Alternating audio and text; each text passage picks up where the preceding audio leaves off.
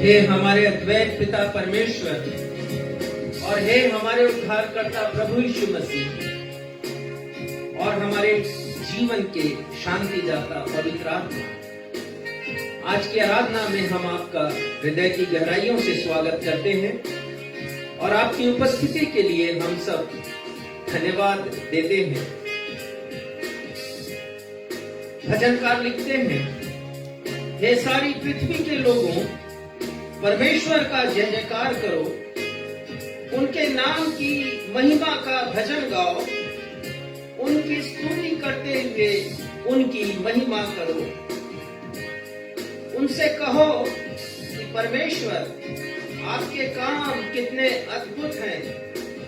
सारी पृथ्वी के लोग आपको दंडवत करेंगे और आपका भजन गाएंगे। तो आइए आज की सुबह हम अपने परमेश्वर पिता की महिमा करें। गीत के इन शब्दों के साथ आराधना हम करते हैं, पूरे दिल और मन से तेरी महिमा गाते हैं।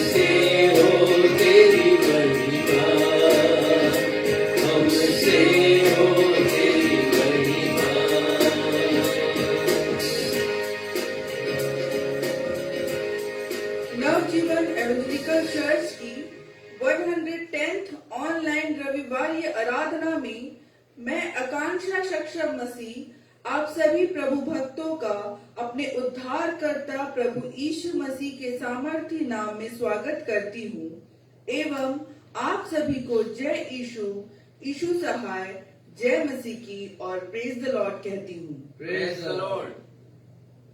प्रिय भाइयों और बहनों, हम पिछले रविवार से स्वर्ग के राज्य के एक दृष्टांत के विषय में विचार कर रहे हैं, जिसका वर्णन मत्ती रचित सुसमाचार के 20वें अध्याय के पद संख्या 1 से लेकर 16वें पद में आया है। इस दृष्टांत की उपमा प्रभु यीशु मसीह ने स्वर्ग के राज्य से की है। पिछले रविवार हमारे पास्टर साहब ने आपको परस्पर दो विरोधाभासी विचारधाराओं के विषय में समझाया था, जो हम इस दृष्टांत से सीखते हैं। एक सांसारिक विचारधारा और दूसरी स्वर्ग के राज्य या स्वर्गीय विचारधारा। आज हमारे पास्टर साहब इसी दृष्टांत से परमेश्वर पिता के 5 स्वाभाविक गुणों या स्वभाव के विषय में बतलाएंगे। आज समस्त विश्वासियों को जिन्होंने जल संस्कार लिया है, प्रभु के मेज की सहभागिता प्रदान की जाएगी। अतः कृपया अंत तक हमारे साथ उपस्थित रहिएगा।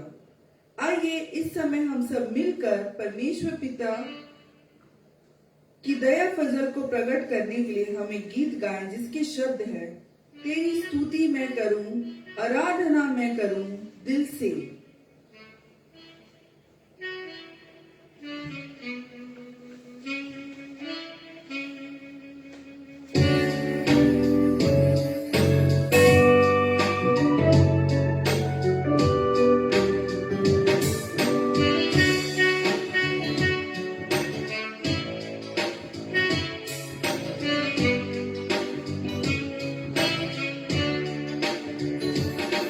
तेरी स्तुति मैं करूं, आराधना करूं दिल से, दिल से। तेरी स्तुति मैं करूं, आराधना करूं दिल से, दिल से। मेरी सांसों में तेरा नाम रहे, मेरी सांसों में तेरा नाम रहे, प्रभु तू ही तू। तेरी स्तुति मैं करूं, आराधना करूं दिल से, दिल से। तेरी स्तुति मैं करूं, आराधना करूं दिल से, दिल से।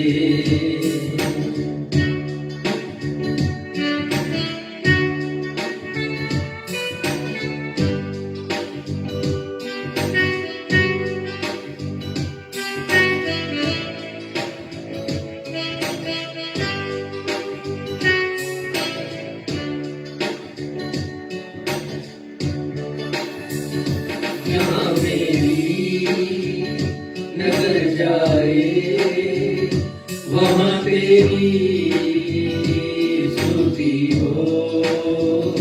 जहाँ मेरी नजर जाए, वहाँ तेरी स्तुति हो। सारी दुनिया का रखवाला तू, सारी दुनिया का रखवाला तू है यीशु, तू ही तू। तेरी स्तुति मैं करूं, आराधना करूं दिल से, दिल से।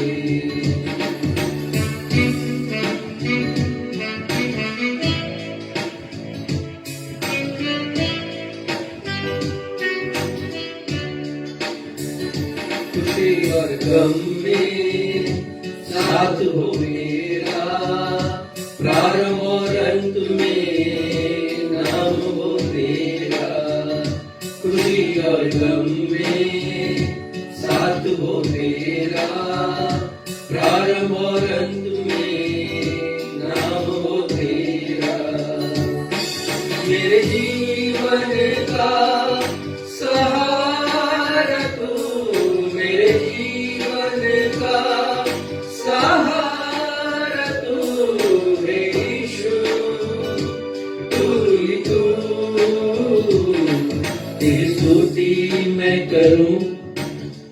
आराधना करूं दिल से,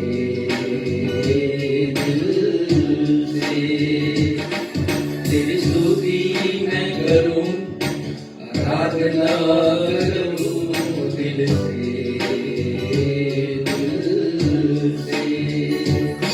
दिल से,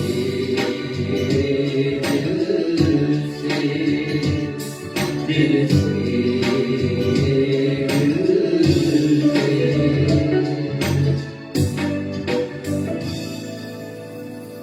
हम इसी स्थिति में रहते हुए उत्तरवादी पाठ के लिए निकाल लेंगे भजन संहिता 86 पद 1 से 15, जिसे पढ़ने में अगुवाई सक्षम मसीह करेंगे।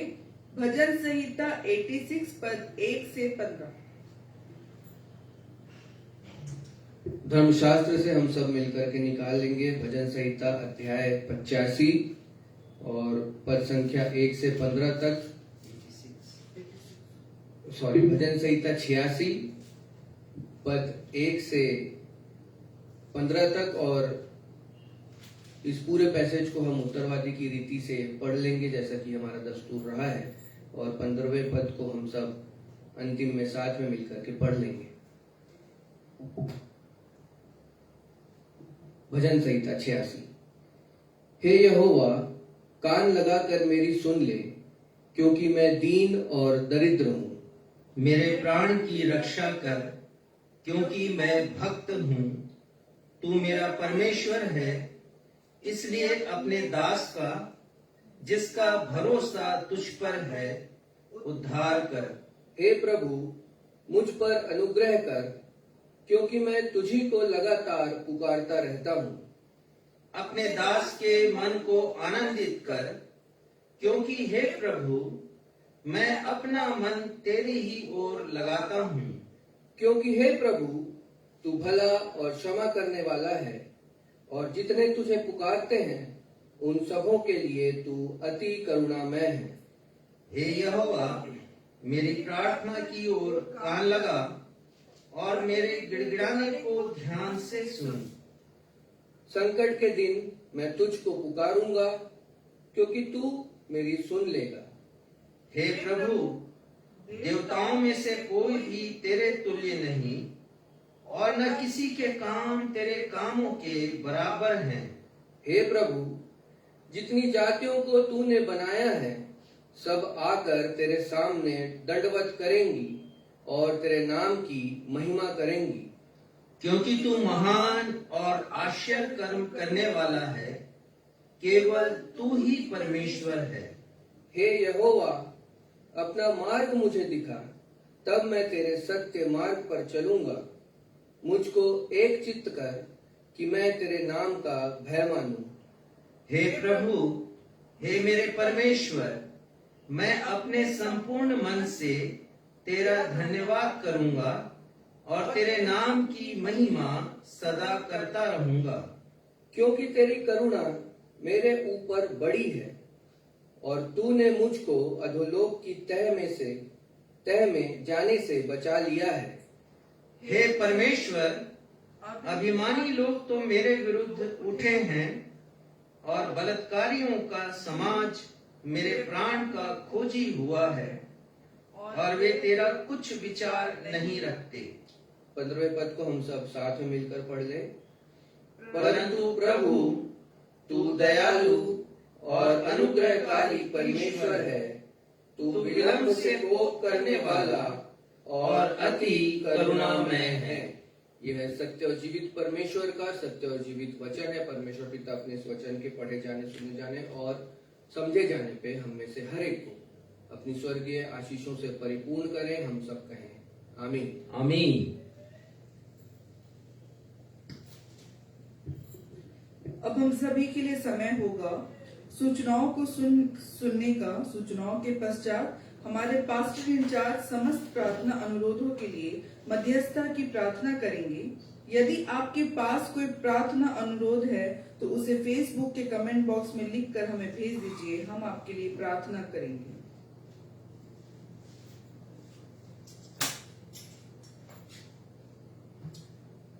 नवजीवन इवेंजलिकल चर्च की 110वीं ऑनलाइन आराधना में मैं आप सभी का स्वागत करता हूं और आप सभी प्रभु भक्तों को प्रेज द लॉर्ड कहता हूं। Praise the Lord. आज प्रभु भोज की सहभागिता आप में से हर एक उन लोगों को जिन्होंने जल संस्कार अर्थात बैप्टिज्म लिया है प्रदान की जाएगी।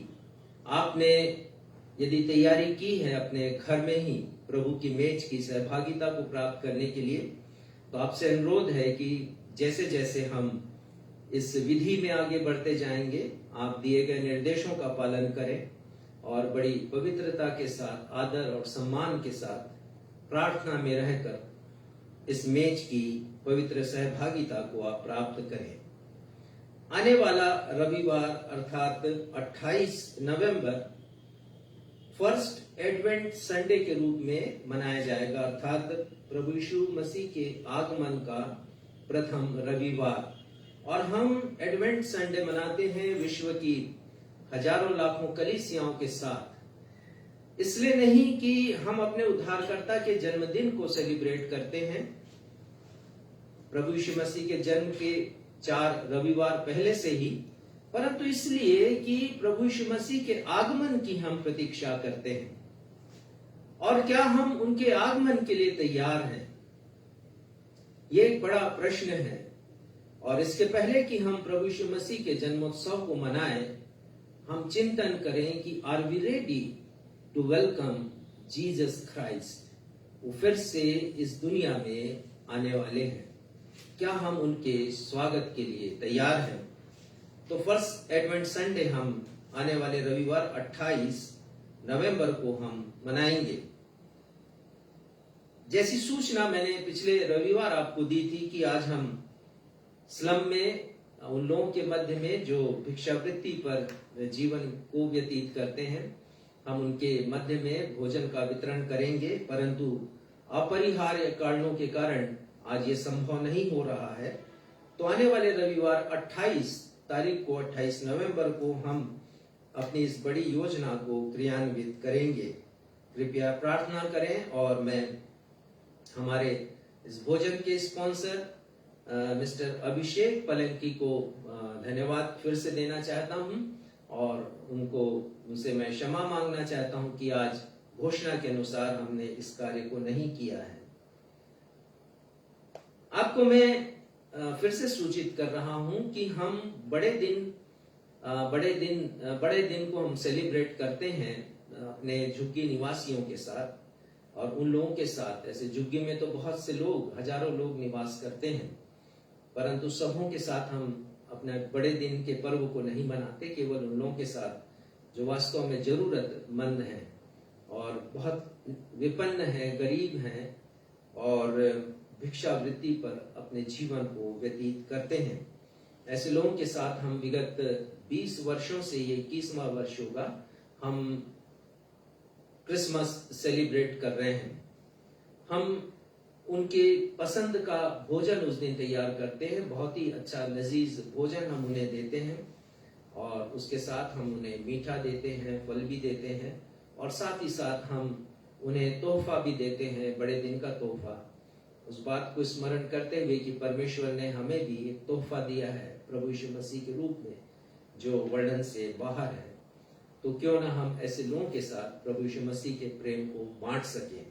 इसके पहले कि हम अपना क्रिसमस सेलिब्रेट करें, हम ऐसे विपन्न लोगों के साथ, जरूरतमंदों के साथ हम क्रिसमस मनाते हैं। आपसे अनुरोध है कि आप यदि इस कार्य के लिए आर्थिक सहयोग देना चाहें तो कृपया मुझसे या हमारे भाई सुरेश हंटर से संपर्क करें।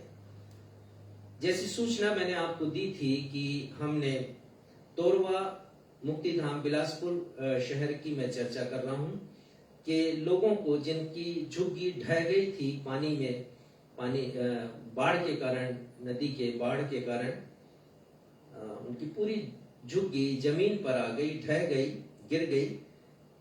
उनको हमने आर्थिक रूप से मदद किया, उन्हें 4 परिवारों को, और उनके लिए आवास की व्यवस्था हमने की। आवास उन्हें अलॉट भी हो गया शासन के द्वारा, पर जब वो वहां पर रहने के लिए गए तब उनको उस आवास में घुसने नहीं दिया गया, क्योंकि ऑलरेडी अनाधिकृत कब्जाधारी वहां पर निवास कर रहे हैं। फिर उन्होंने अन्य लोगों से गुहार लगाई कि उन्हें वो आवाज दिया जाए, परंतु जैसा आप जानते हैं कि वे लोग जो कि दबे हैं, कुचले हैं, जिनकी कोई आवाज नहीं होती, किसी ने उनकी आवाज को सुना नहीं, दुहाई को सुना नहीं, और फिर उन्होंने हमसे संपर्क किया है। प्रार्थना करें कि हम ऐसे लोगों को आवाज दिला सके। कल से हमारी कोशिश होगी कि हम अधिकारियों से बातचीत करें और उनके निवास की हम व्यवस्था कर सके। नीति वचन 25वें अध्याय में लिखा है कि हमें उनकी आवाज बनना है जिनकी कोई आवाज नहीं, जो वॉइसलेस हैं, जो अपनी बात नहीं कह पाते हैं, जिनकी बात सुनी नहीं जाती। तो आइए हम उनकी आवाज बन जाएं और उनकी समस्या का निवारण हम कर सकें। हमारे पास बाइबल उपलब्ध है। सामान्य बाइबल 250 रुपए की है और लग्जरी बाइबल 1600 रुपए की है। जो लग्जरी बाइबल होती है उसमें लेदर का कवर है, चैन लगा हुआ है और खूबसूरत वो बाइबल है। तो यदि आपको चाहिए या आपके किसी परिचित को चाहिए तो मुझसे संपर्क कीजिएगा। प्रार्थना अनुरोध इस प्रकार से है। मिसेस वंदना खांडेकर, उन्हें ब्लड कैंसर हुआ है और फिलहाल वो बॉम्बे में है अपनी चिकित्सा के लिए।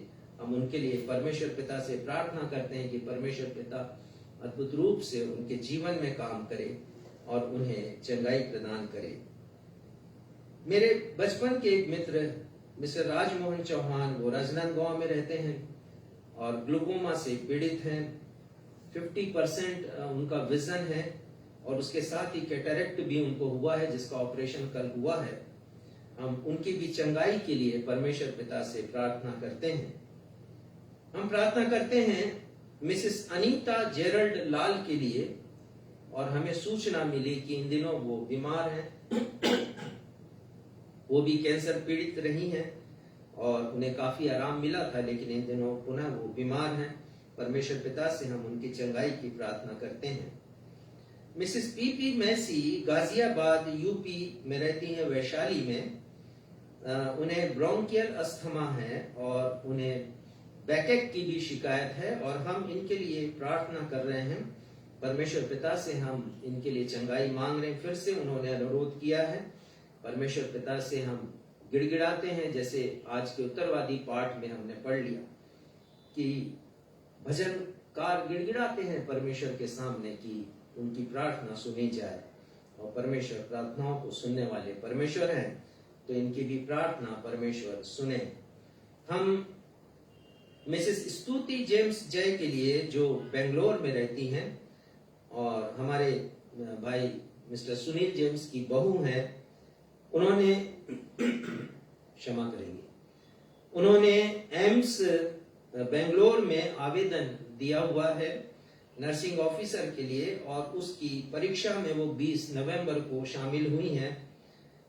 उन्हीं दिनों उन्हें सर्दी और खांसी से भी वो इन्हीं दिनों पीड़ित रही हैं। परमेश्वर पिता से हम न सिर्फ इनकी चंगाई के लिए प्रार्थना करते हैं, परंतु हम प्रार्थना करते हैं कि इनका सिलेक्शन हो सके और ये अपनी उस जगह पर जो इनके हृदय की अभिलाषा है, मनवांछित जगह है, वहां पर ये जा सके और नौकरी कर सके। हम प्रार्थना करते हैं मिस्टर छोटे लाल के लिए। इनका मानसिक संतुलन ठीक नहीं है। मानसिक संतुलन ठीक नहीं है।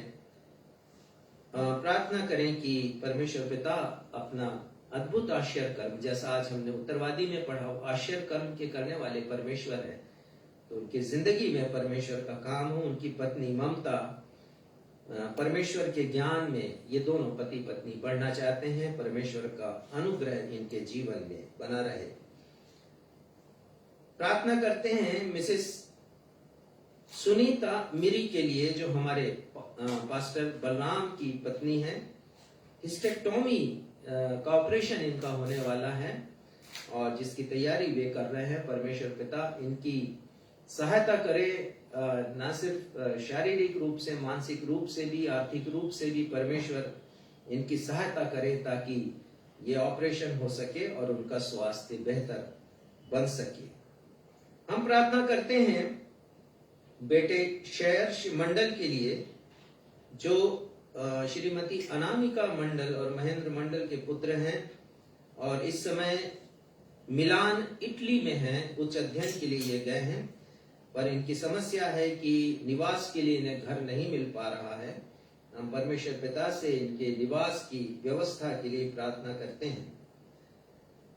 प्रार्थना करें मेरी मम्मी के लिए, श्रीमती विद्या, जैसा मैंने आपको पहले भी बताया उनका नाम है। और बताते हुए तो मुझे बड़ा फक्र होता है कि वो अपने जीवन के 94 इयर्स में है अभी।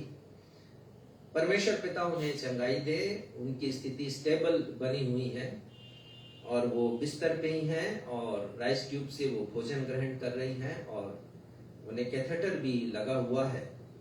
परमेश्वर पिता उस ब्लॉकेज को जो उनके मस्तिष्क में है, जिसकी सहायता से मैं और आप खाना निगलते हैं और उगलते भी हैं, वो परमेश्वर पिता अपनी अद्भुत चंगाई प्रदान कर सके।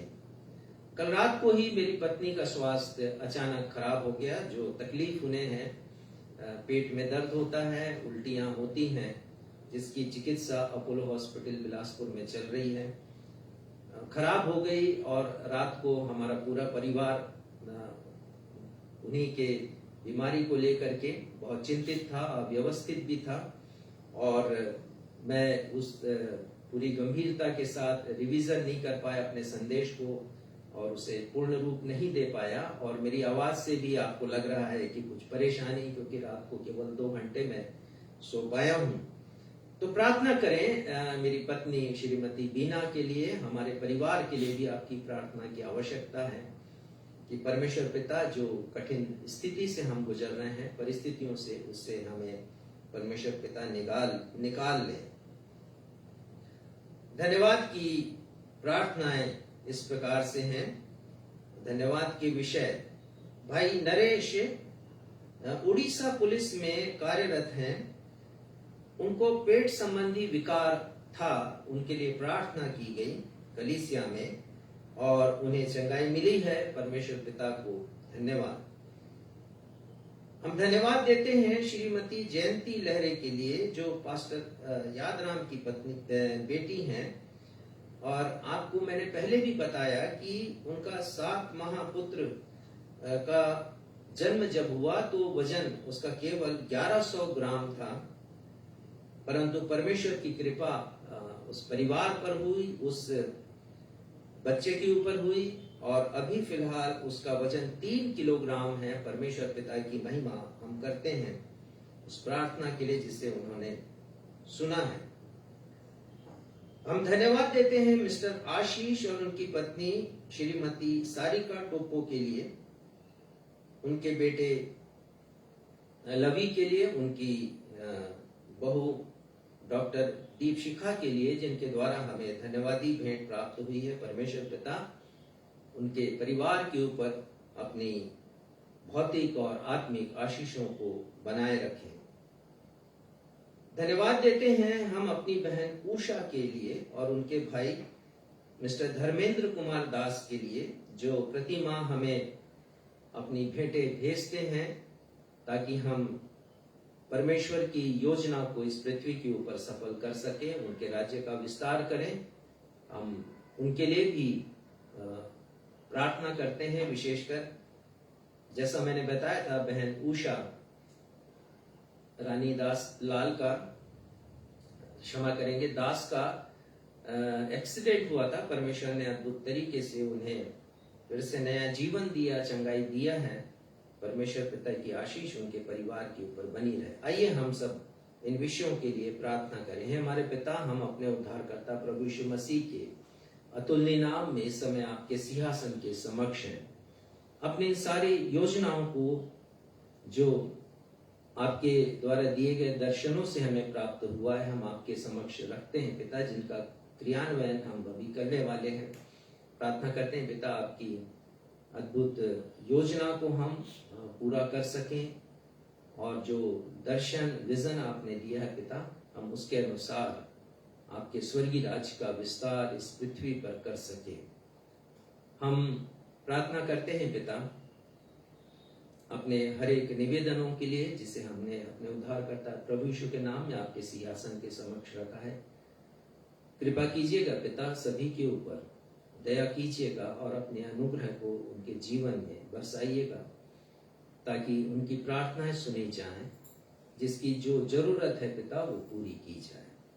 जिन्होंने पिता धन्यवादी भेंटें अर्पित की हैं आपके राज्य के विस्तार के लिए, प्रभु यीशु मसीह के नाम की महिमा के लिए, हम धन्यवाद देते हैं उनके लिए और उनके जीवन में आपकी उपस्थिति की, आत्मिक आशीषों की और भौतिक आशीषों की प्रार्थना हम करते हैं। पिता, हम आगे की आराधना को आपके सामर्थ्य हाथों में सौंपते हुए अपने इस निवेदन को आपके बेटे हमारे उद्धारकर्ता प्रभु यीशु मसीह के नाम से मांगते हैं, सुनिए और स्वीकार कीजिए। हम सब कहें आमीन। प्रभु की प्रार्थना कहेंगे।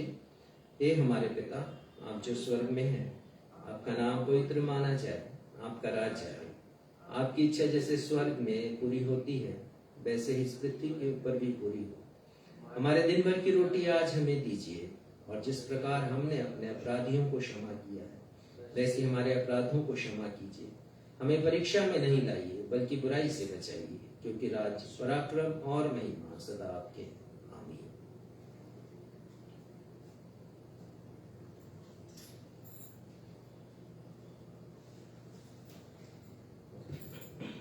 प्रभु भोज की तैयारी में अपने मनों को तैयार करने आइए हम एक गीत गाएं। गीत के शब्द है, मोहब्बत खुदा की दिखाने के लिए सलीब पर चढ़ गया यीशु।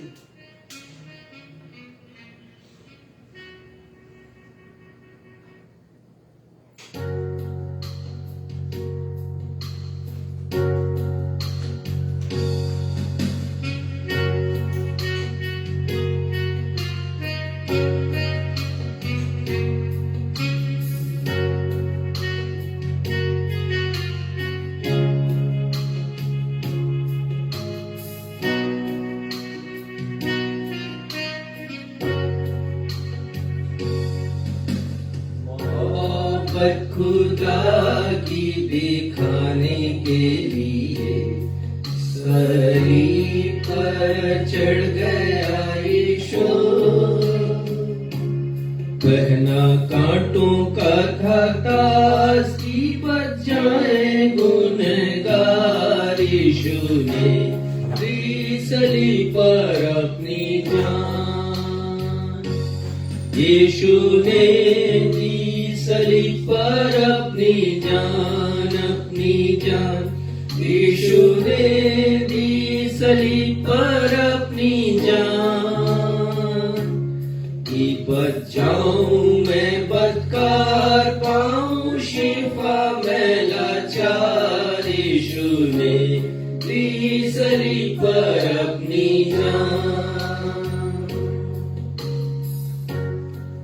प्रभु भोज की विधि में हम सब शामिल होंगे, और हमारे जो दर्शक हैं, यदि उन्होंने अपने घर में तैयारी की है प्रभु भोज की, तो हम आपसे आग्रह करते हैं कि यदि आपने अपनी मेज को सजाया है प्रभु भोज ग्रहण करने के लिए, और यदि आपने अपने पात्र को किसी वस्त्र से ढांक कर रखा है तो उसे अभी हटा लीजिए, ताकि हम प्रभु भोज की विधि में आगे बढ़ सकें।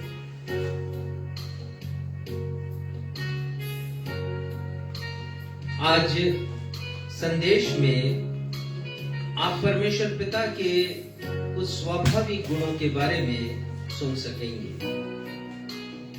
जब हम इस मेज पर आते हैं तो हमें परमेश्वर पिता के दो चारित्रिक गुणों के विषय में, उनके स्वभाव के विषय में अक्सर अपना ध्यान केंद्रित करते हैं। उनमें से एक गुण है जो परमेश्वर पिता को बहुत महान बनाता है, वो है परमेश्वर का प्रेम। जब भी इस मेज के पास हम आते हैं तो हम परमेश्वर के प्रेम को स्मरण करें। परमेश्वर का प्रेम अवर्णनीय है। संस्कृत में इसे कहा गया अवर्णनीयम प्रेम स्वरूपम। प्रेम का जो स्वरूप है वो वर्णन से बाहर होता है, और उस स्वरूप को हम इस मेज के पास देखते हैं, परमेश्वर के महान और अद्भुत प्रेम को, जिसे उन्होंने प्रभु यीशु मसीह के रूप में हम पर प्रकट किया।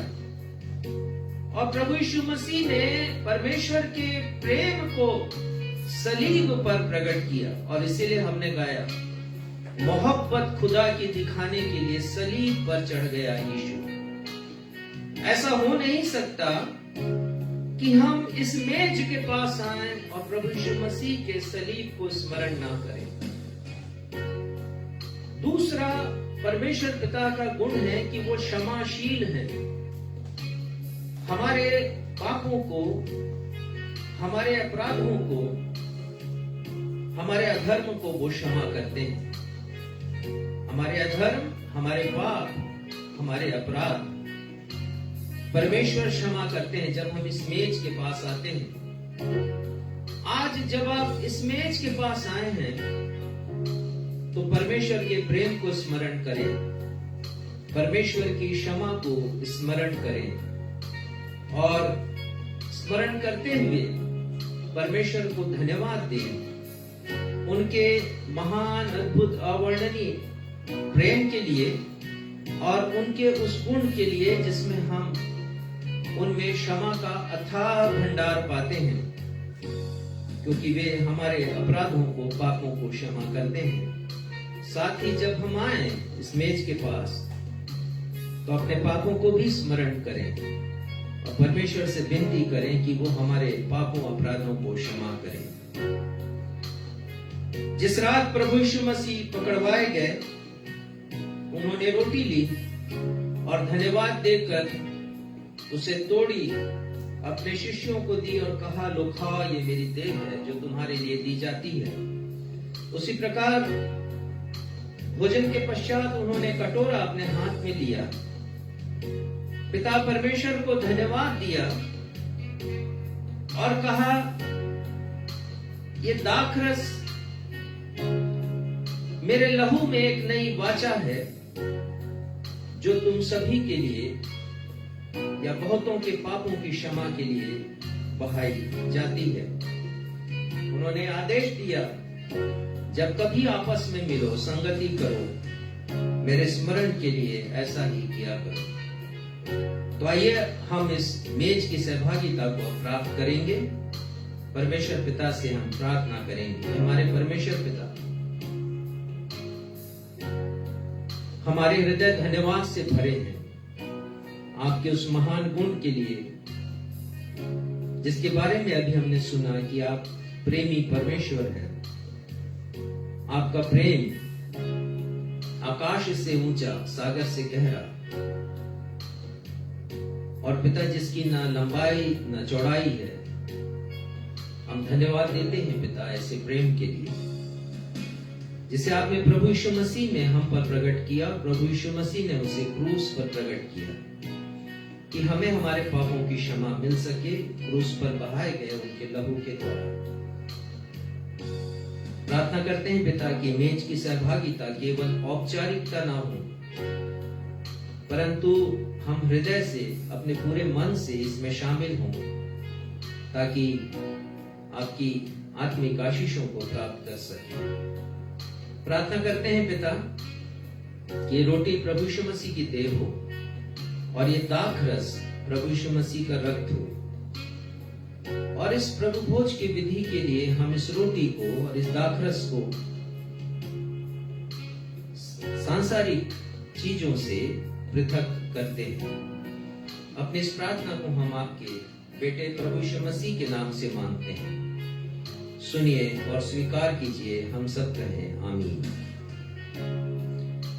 मैं आपसे अनुरोध करूंगा कि आप में से जितनों ने अपने घर में व्यवस्था की है प्रभु की मेज की सहभागिता को प्राप्त करने के लिए, तो आप रोटी अपने हाथ में ले लें, और घर के मुखिया हैं तो उस रोटी को आप तोड़ तोड़ कर घर के सदस्यों को देते जाएं। और जब आप दे चुके तो धन्यवाद दें प्रभु यीशु मसीह को उनकी देह के लिए जो मेरे और आपके लिए तोड़ी गई, मेरे और आपके लिए कुचली गई, उन जख्मों के लिए जिसे प्रभु यीशु मसीह ने मेरे और आपके लिए दंड के रूप में सहा है। जो दंड हमें मिलना चाहिए था, हमारे शरीर को मिलना चाहिए था, उन्होंने उसे सहा है। हम धन्यवाद दें और रोटी को हम ग्रहण करें।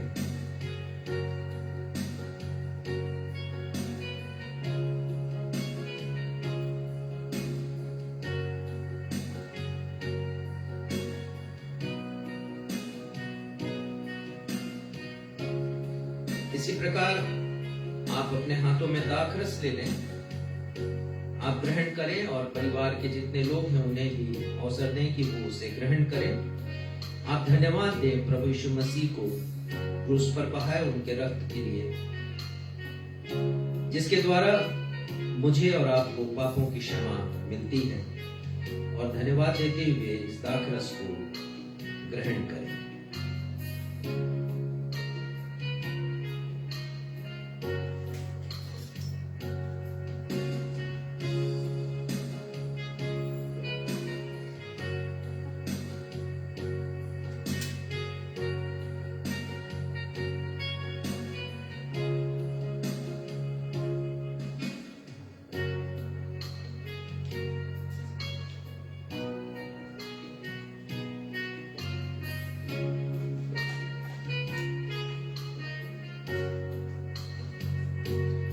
यह सच है कि यीशु गुनहगारों के लिए अपना कीमती खून बहाने आया था।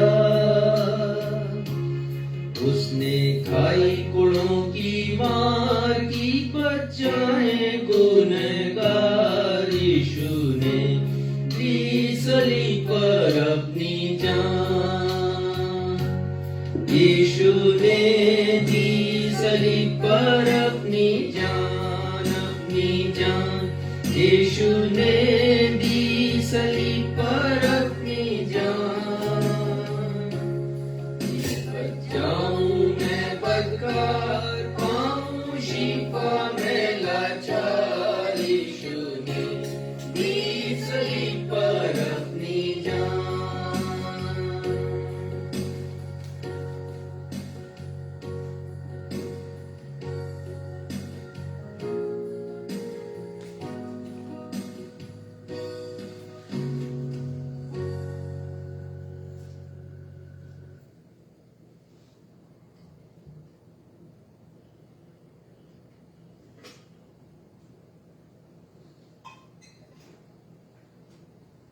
आइए अब हम सब अपने विश्वास वचन का अंगीकार करेंगे और प्रेरितों के विश्वास वचन को हम सब दोहराएंगे।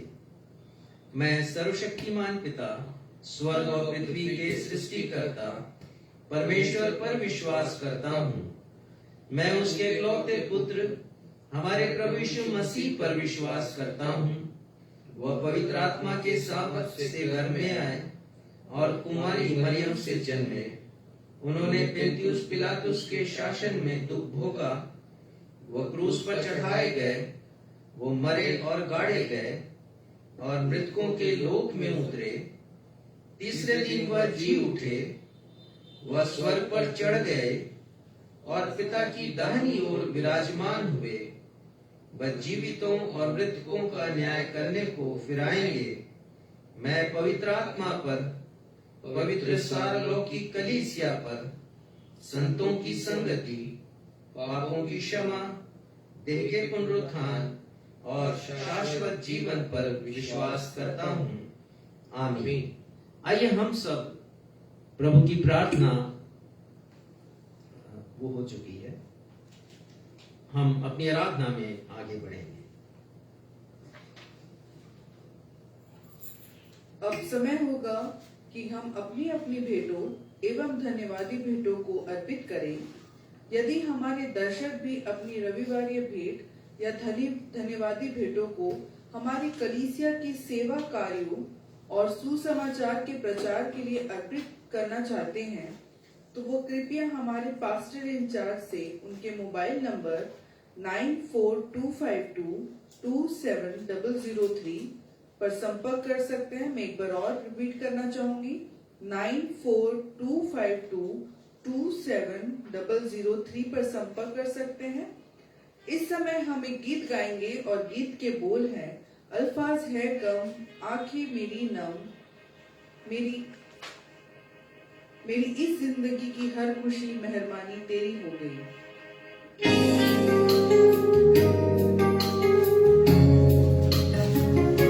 प्रश्न क्रमांक 25, उसका गीत क्रमांक 52, केवल कोरस हम गाएंगे।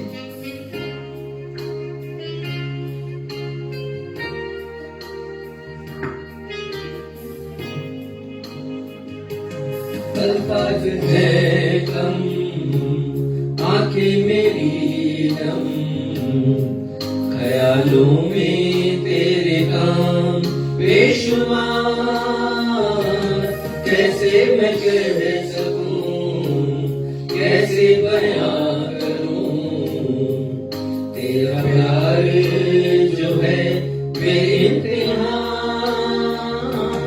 मेरी हर सांस तेरे नाम से मसीहा है जुड़ी, मेरी इस जिंदगी की हर खुशी मेहरबानी है तेरी, मेरी हर सांस तेरे नाम से मसीहा है जुड़ी, मेरी इस जिंदगी की हर खुशी मेहरबानी है तेरी, मेहरबानी है तेरी, मेहरबानी है तेरी, मेहरबानी है तेरी, मेहरबानी है तेरी।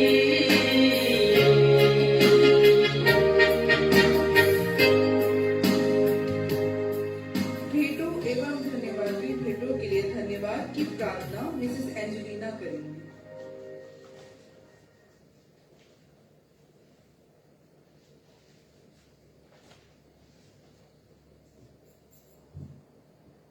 आइए हम प्रार्थना करें। धन्यवाद देते हैं प्रभु जी इस सप्ताह के प्रथम दिन के लिए जो आपने हम सबों को दिखाया प्रभु जी, जीवितों की जमीन में जीवित रखा, बीते पूरे सालों भर प्रभु जी 11 माह तक प्रभु जी आज 21वें दिन तक आपने हमें संभाला, इसलिए हम आपका धन्यवाद देते हैं। जबकि हम आज एक नए दिन में प्रवेश किए प्रभु, आज जहाँ कहीं प्रभु आपके नाम की कलीसियाओं में प्रभु जी ऑफलाइन या ऑनलाइन प्रार्थना होती है प्रभु, हर एक को हम याद करते हैं प्रभु जी, हर जगह प्रभु जी जो भी बीज बोया जाता है प्रभु जी, हम अपनी भूमि को ऐसे तैयार करें प्रभु जी, ताकि आने वाले समय में अभी जो वचन बोया जाता है प्रभु वो हमारी भूमि में फलवंत होने वाला हो सके प्रभु। धन्यवाद देते हैं आज की पूरी कलीसिया के कार्य में प्रभु आपने हमारी सहायता की, धन्यवाद देते हैं प्रभु भोज की आराधना में सहायता की, प्रभु आपका धन्यवाद हो। इस भेंट के प्रभु जी विशेष आपको धन्यवाद देते हैं प्रभु जी, जो हम सब ने चढ़ाया प्रभु जी, ये आपके कार्य की बढ़ती के लिए इस्तेमाल आने वाला हो सके। धन्यवाद देते आगे की आराधना को हम आपके हाथों में सौंपते हुए इस छोटी सी प्रार्थना को मसीह यीशु के नाम से मांगती हूँ, आमीन।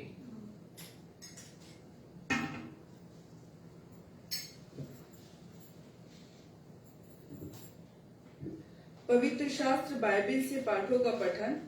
पहला पाठ पुराने नियम से नहम्या अध्याय 9 पद 16 से 23, जिसे पढ़ने में अगुवाई सक्षम मसीह करेंगे। दूसरा पाठ नए नियम से दूसरा पत्रस अध्याय 3 पद 8 और 9, जिसे पढ़ने में अगुवाई मैं करूंगी। पहला पाठ पुराने नियम से नहम्या अध्याय 9 पद 16 से 23। हमारे लिए एक बार फिर से अवसर है कि हम अपने अपने धर्मशास्त्र को एक बार फिर से खोल लें और पुराने नियम से हम निकाल लेंगे नहम्या की किताब, उसका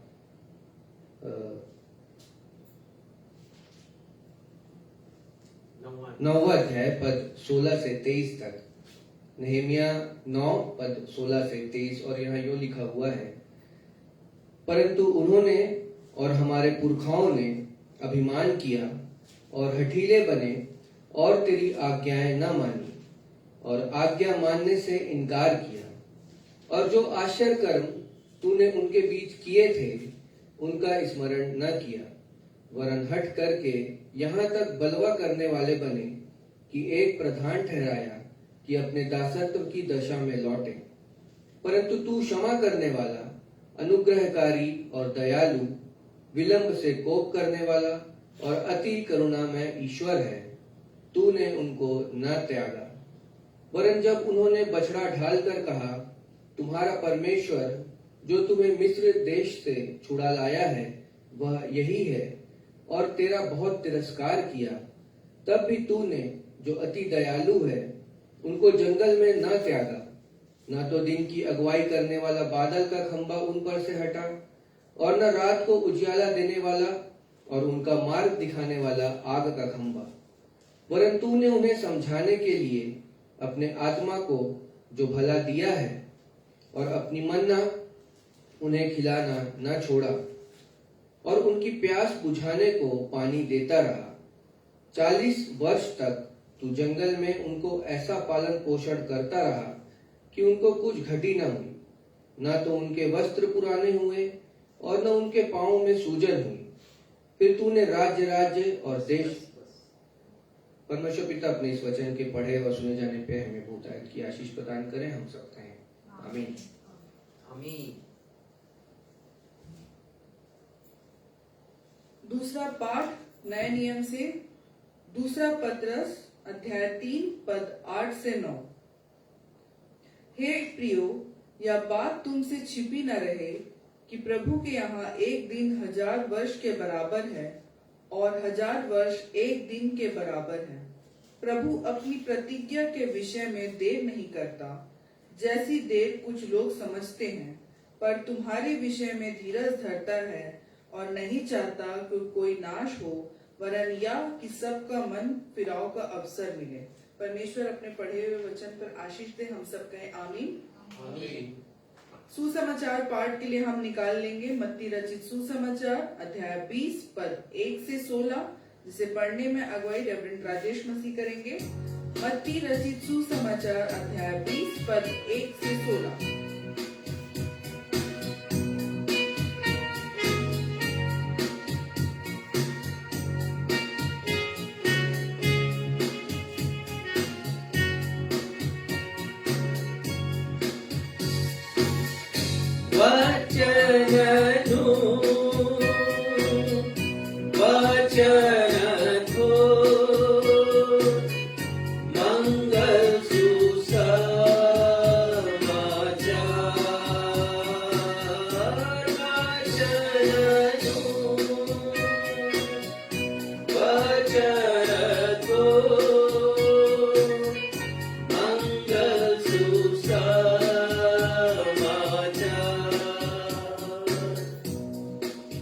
सुसमाचार का पाठ मत्ती रचित सुसमाचार 20वां अध्याय, उसकी पद संख्या 1 से लेके पद संख्या 16 तक।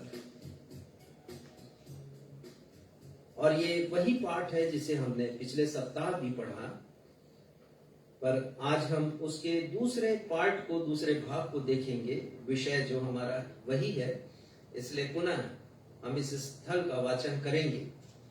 और इसके पहले कि मैं 20वें अध्याय के पहले पद को पढ़ूं, मैं 19वें अध्याय के 30वें पद को पढ़ूंगा। यहां इस प्रकार लिखा है, परंतु बहुतेरे जो पहले हैं पिछले होंगे, और जो पिछले हैं पहले होंगे। स्वर्ग का राज्य किसी गृहस्थ के समान है, जो सुबह निकला कि अपनी दाख की बारी में मजदूरों को लगाए, और उसने मजदूरों से 1 दिनार रोज पर ठहराकर उन्हें अपने दाख की बारी में भेजा।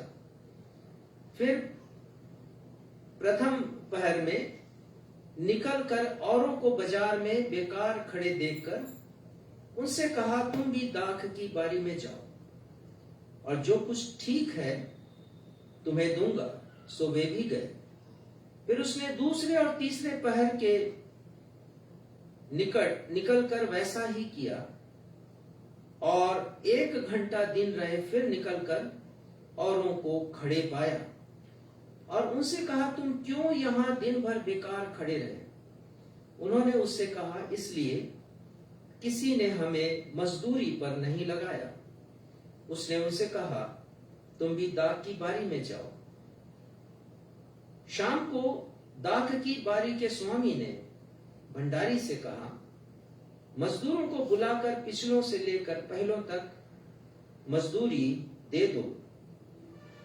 तो जब वे आए, जो घंटा भर दिन रहे लगाए गए थे, उन्हें एक एक दिनार मिला।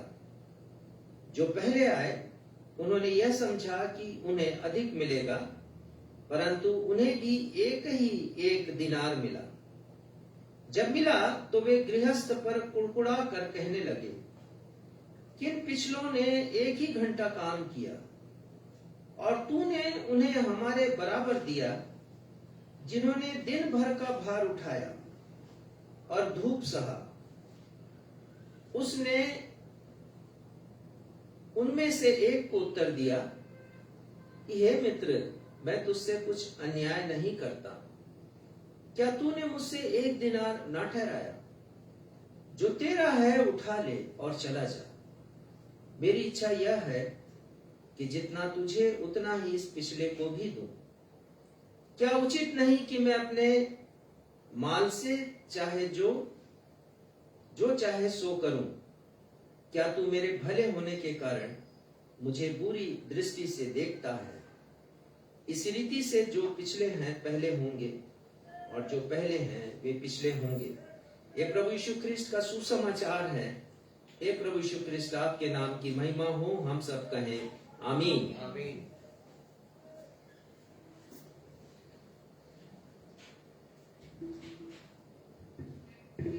अब हम सभी के लिए सुनहरा समय होगा जब हम अपने पास्टर रेवरेंड राजेश मसीह के द्वारा परमेश्वर पिता के जीवित वचन से संदेश सुन लेंगे। संदेश का विषय है, हमारा जीवन परमेश्वर पिता की कृपा, दया और अनुग्रह के बिना कुछ भी नहीं, भाग 2। Our life is nothing without the favor, mercy and the grace of God, part 2। परंतु इसके पहले कि हम संदेश सुने, आइए संदेश से ताल्लुक रखता हुआ एक गीत गाएं। गीत के बोल है, गाऊंगा मैं तेरे ही गीत, यीशु तू है महान।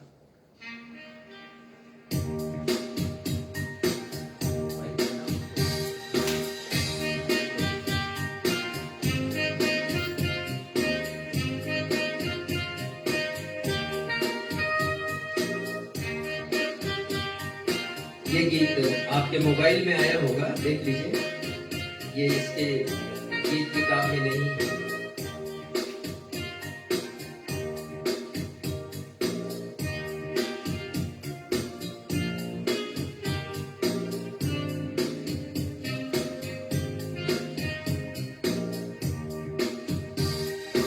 गाऊंगा मैं तेरे ही गीत, यीशु तू है महान।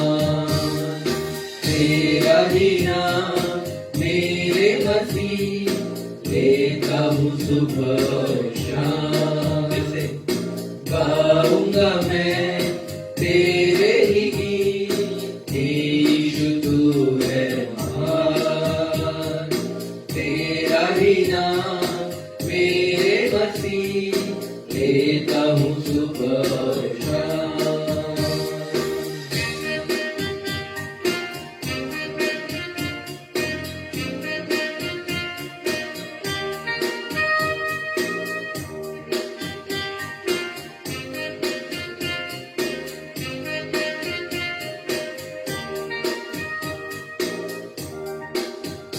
जब तेरी दया को कैसे भूलूं मैं मसीह। पद 2, तेरे श्राप को तूने हटाकर खुद श्रापित बना मसीह।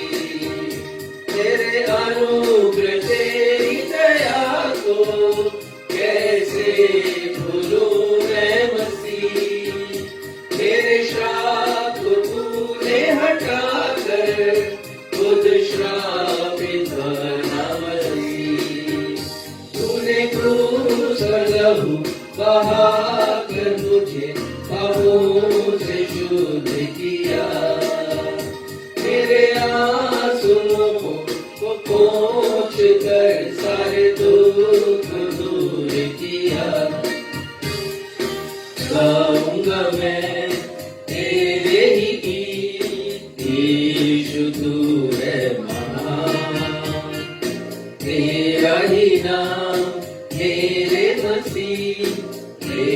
हूँ सुबह और शाम, गाऊंगा मैं तेरे ही गीत। यीशु तू है महान, यीशु तू है महान, यीशु तू है महान।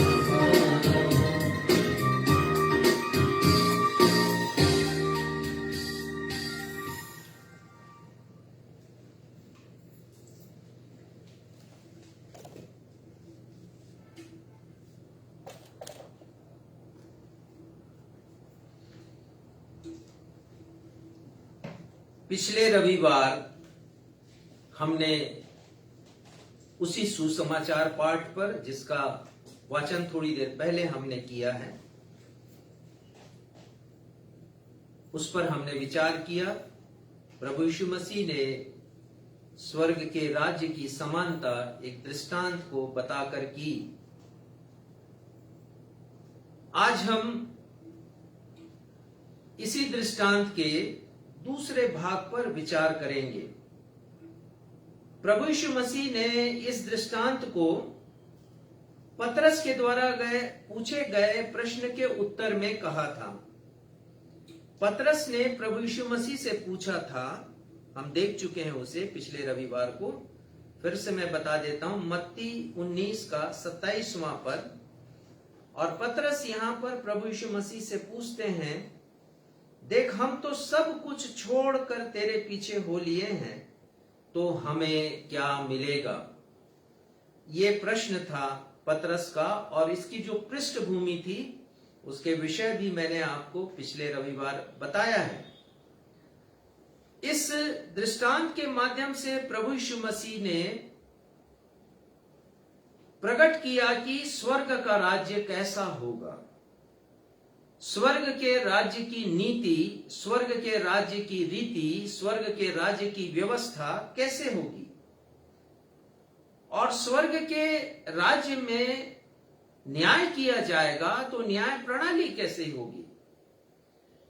इस दृष्टांत में हम पढ़ते हैं कि दाख की बारी के स्वामी ने दिन के प्रत्येक पहर में मजदूरों को अपनी दाख की बारी में काम पर लगाया।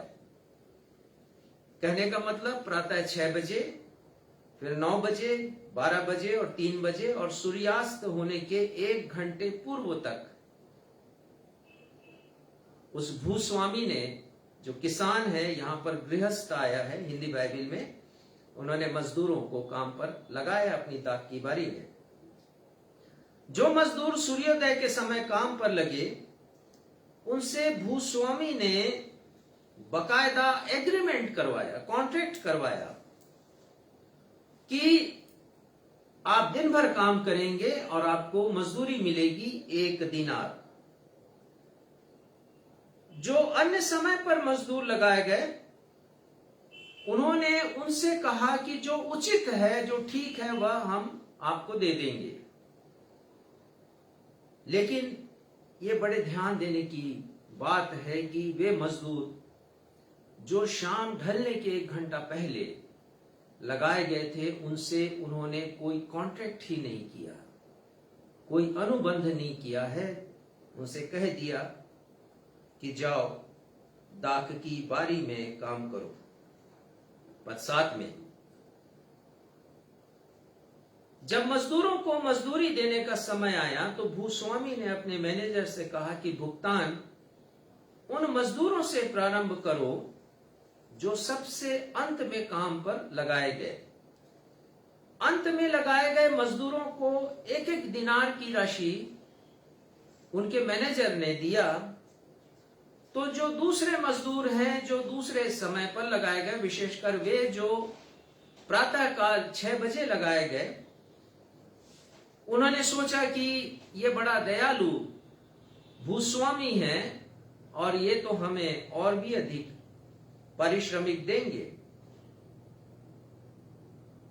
लेकिन ऐसा नहीं हुआ।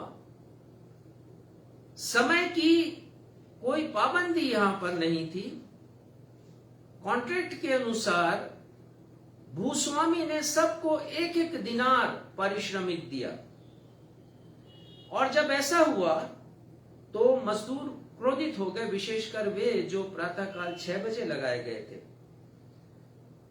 और वो कहने लगे कि उन्होंने तो दिन भर काम किया है, परिश्रम किया, पसीना बहाया है, धूप सहा है, गर्मी सही है, और आप जो कर रहे हैं वो न्यायोचित नहीं है। और भूस्वामी कहते हैं, मैंने जैसा अनुबंध आपके साथ किया, जैसा कॉन्ट्रैक्ट किया, वैसा ही पारिश्रमिक आपको दिया है, और मैंने आपके साथ कोई अन्याय नहीं किया है। प्रभु यीशु मसीह ने पतरस के प्रश्न का उत्तर यह कहकर दिया कि स्वर्ग के राज्य में परमेश्वर की दृष्टि में सब बराबर हैं और सब बराबर से प्रतिफल प्राप्त करेंगे। उन्होंने एक नहीं 2 बार इस बात का उल्लेख किया है, जो पहले हैं वे पिछले होंगे, और जो पिछले हैं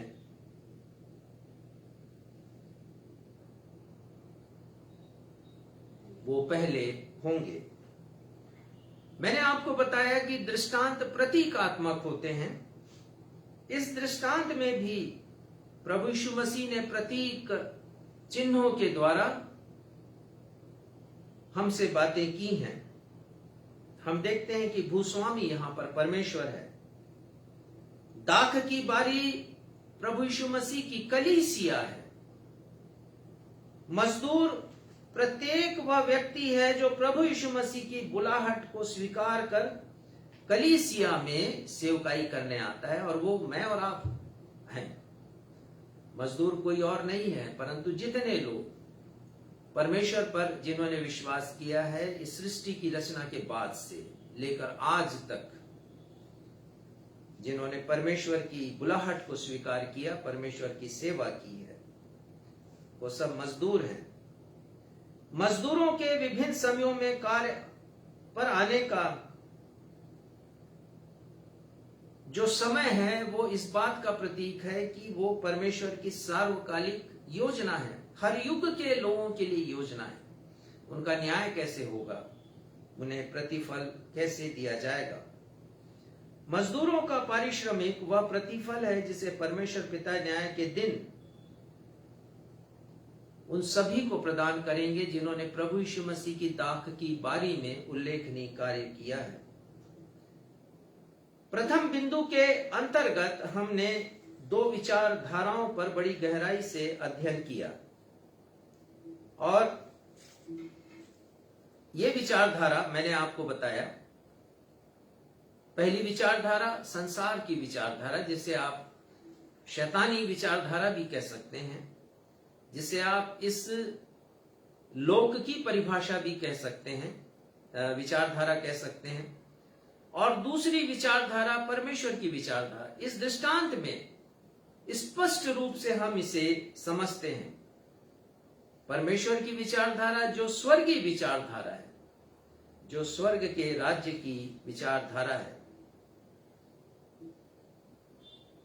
हमने देखा कि परमेश्वर पिता कहते हैं यशायाह 55:8 में कि उनके विचार और हमारे विचार एक समान नहीं है। उनकी गति में, उनके सोचने, समझने और कार्य करने के ढंग में और हमारे सोचने, समझने और कार्य करने के ढंग में जमीन आसमान का फर्क है। ये परमेश्वर पिता कहते हैं, और बड़ी गहराई से हमने इसका अध्ययन किया। मैं इस अध्ययन को पुनः आपको नहीं बताने वाला हूं, क्योंकि फिर काफी समय हो जाएगा, हमें आगे बढ़ना है। आपसे अनुरोध करता हूं कि जो पिछले रविवार का वीडियो है उसे आप अवश्य देखें, और इस अद्भुत विचारधारा के विषय में आप जान सकें, जो परस्पर विरोधाभासी विचारधारा है। न सिर्फ यहां, परंतु बाइबल के अनेक जगहों में, अनेक स्थानों में हम सांसारिक विचारधारा और परमेश्वर की विचारधारा में हम टकराहट पाते हैं।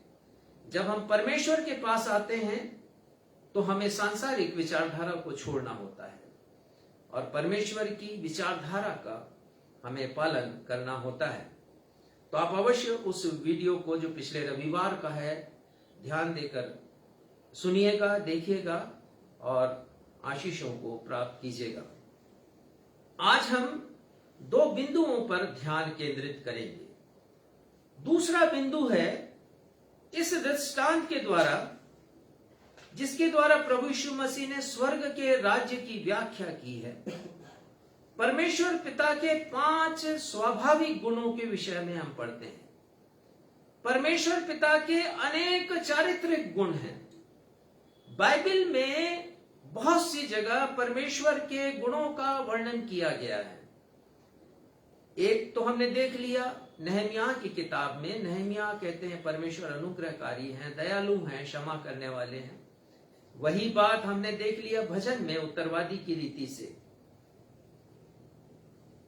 ये जो भूस्वामी है, मैंने बताया कि वो परमेश्वर के प्रतीक रूप में है। और ये भूस्वामी 5 परमेश्वर के स्वाभाविक गुणों को प्रकट करते हैं। बाइबल हमें कैसे परमेश्वर के विषय में बताती है या ज्ञान कराती है, जो सर्व सामर्थी है, ओमनीपोटेंट उसको ग्रीक भाषा में कहते हैं, सर्वव्यापी है, ओमनी प्रेजेंट उसको ग्रीक भाषा में कहते हैं, और सर्वज्ञानी है, ओमनीसिएंट ग्रीक भाषा में कहते हैं।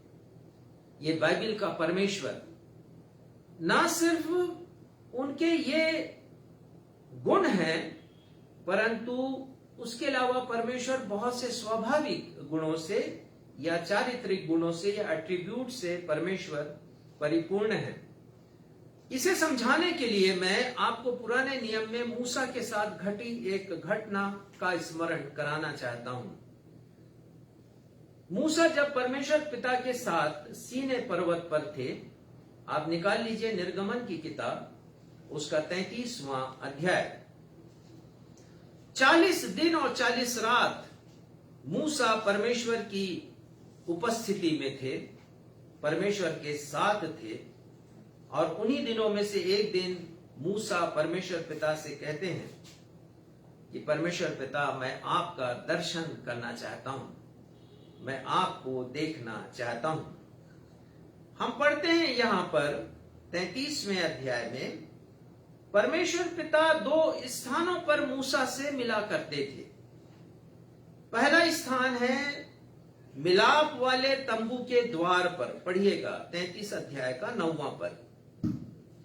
जब मूसा उस तंबू में प्रवेश करता था, तब बादल का खंभा उतर के तंबू के द्वार पर ठहर जाता था और यहोवा मूसा से बातें करने लगता था। मिलाप वाले तंबू के द्वार पर परमेश्वर पिता मूसा से बात करते थे। और सीने पर्वत पर भी परमेश्वर पिता ने मूसा से बात की 40 दिन और 40 रात। और वहीं पर परमेश्वर ने व्यवस्था दी, 10 आज्ञाएं परमेश्वर ने दी सीने पर्वत पर। 11वें पद को पढ़िएगा। और यहोवा मूसा से इस प्रकार आमने सामने बातें करता था, जिस प्रकार कोई अपने भाई से बातें। ये बड़ा अद्भुत है। परमेश्वर पिता मूसा से ऐसी बात किया करते थे जैसे मैं और आप अपने परिवार के जनों से बातचीत करते हैं। बड़ा अद्भुत ये मंजर रहा होगा जब मूसा 40 दिन 40 रात सीने पर्वत पर परमेश्वर के साथ था, या जब वो मिलाप वाले तंबू में जाता था। मूसा परमेश्वर की उपस्थिति को महसूस करते थे और उनकी आवाज को सुना करते थे। पर एक बार ऐसा हुआ कि मूसा ने विनती की परमेश्वर पिता से। पद 12 का हम दूसरा हिस्सा पढ़ते हैं, जहां लिखा है, मूसा कहते हैं परमेश्वर से कि पिता, आपने कहा है कि तुम्हारा नाम मेरे चित्त में बसा है, मेरे हृदय में बसा है, और तुझ पर मेरे अनुग्रह की दृष्टि है। मैं तुमसे बहुत प्रसन्न हूं मूसा, तुम्हारा नाम मेरे हृदय में है। तब मूसा क्या कहते हैं? 13वां पद पढ़िएगा। और अब यदि मुझ पर तेरे अनुग्रह की दृष्टि हो तो मुझे अपनी गति समझा दे। 2 विनती है मूसा की, आप ध्यान दीजिएगा यहां पर। और कभी कभी हम भी चाहते हैं कि ये 2 विनती मेरी भी हो जाए, ये 2 विनती आपकी हो जाए। मूसा दो विनती करते हैं। पहली विनती है परमेश्वर से, मुझे अपनी गति समझा दीजिए। अब ये जो गति शब्द है वो हमारे समझ में नहीं आता कि गति से क्या तात्पर्य है। क्या वो स्पीड की बात कर रहे हैं या चलने की बात कर रहे हैं? परंतु जब मैंने अंग्रेजी बाइबल देखी तो वहां लिखा है, आई मे नो योर वेज, मैं आपको आपके मार्गों को जान सकूं। और इसका और भी दूसरा अर्थ यह होता है कि मैं आपकी कार्यशैली को जान सकूं। आप अद्भुत परमेश्वर हैं, आपके कार्य करने की प्रणाली क्या है, आप कैसे इन कार्यों को कर लेते हैं। आप स्वर्ग में रहते हैं, पृथ्वी में आ जाते हैं, आप मुझसे बातचीत करते हैं, अपना चेहरा मुझे दिखाते नहीं, आपके कार्य करने का तरीका क्या है। और आगे वो कहते हैं इसी पद में, जिससे जब मैं तेरा ज्ञान पाऊं तब तेरे अनुग्रह की दृष्टि वो मुझ पर बनी रहे। कहते हैं कि मैं आपका ज्ञान प्राप्त करना चाहता हूं। ये कितनी अच्छी अभिलाषा है मूसा की, और ये अभिलाषा मेरी और आपकी भी होना चाहिए कि परमेश्वर मैं आपको और भी गहराई से जान सकूं, और भी आपका ज्ञान मैं प्राप्त कर सकूं। और उसके बाद उसकी दूसरी विनती है, 18वां पद पढ़िएगा। मूसा ने कहा, मुझे अपना तेज दिखा दे। हाँ, अब ये तेज शब्द भी हमें समझ में नहीं आता कि तेज एक बार वो गति कहते हैं, एक बार वो तेज कहते हैं। पर यदि इसे समझना है तो कभी कभी आप अंग्रेजी बाइबल भी देख लिया करें। वहां पर आया है ग्लोरी, मुझे अपनी महिमा दिखा दीजिए, मुझे अपना प्रताप दिखाइए परमेश्वर पिता, मुझे आप अपना वैभव दिखा दीजिए, मैं आपकी महिमा देखना चाहता हूं। ये उसकी इच्छा है। मूसा पहले ज्ञान प्राप्त करना चाहते थे और अब मूसा साक्षात परमेश्वर को देखना चाहते हैं। तो परमेश्वर ने मूसा से क्या कहा? पद 20 पढ़िएगा। फिर उसने कहा, तू मेरे मुख का दर्शन नहीं कर सकता, क्योंकि मनुष्य मेरे मुख का दर्शन करके जीवित नहीं रह सकता। परमेश्वर उससे स्पष्ट बातचीत करते हैं और वो कहते हैं कि मूसा, या जरूर है कि मैं तुमसे आमने सामने बात करता हूं, मैं तुम्हारे साथ अपनी उपस्थिति में रहता हूं, मेरी आवाज को तुम सुनते हो, मेरी उपस्थिति को तुम महसूस करते हो, लेकिन मेरे मुख का दर्शन तुम नहीं कर सकते। कोई भी मनुष्य जीवित नहीं रह सकता मेरे मुख को देखकर। इतना तेजो मैं हमारा परमेश्वर है। इसीलिए परमेश्वर ने प्रभु यीशु मसीह के रूप में अपने आप को प्रकट किया। प्रभु यीशु मसीह ने कहा, जिसने मुझे देखा उसने पिता परमेश्वर को देखा है। एक पद निकालिएगा, पहला तीमुथियुस 6 उसका 16वां पद। ऐसा है जलाल हमारे परमेश्वर पिता का। पहला तीमुथियुस 6वां अध्याय 16वां पद पढ़िएगा। और अमरता केवल उसी की है।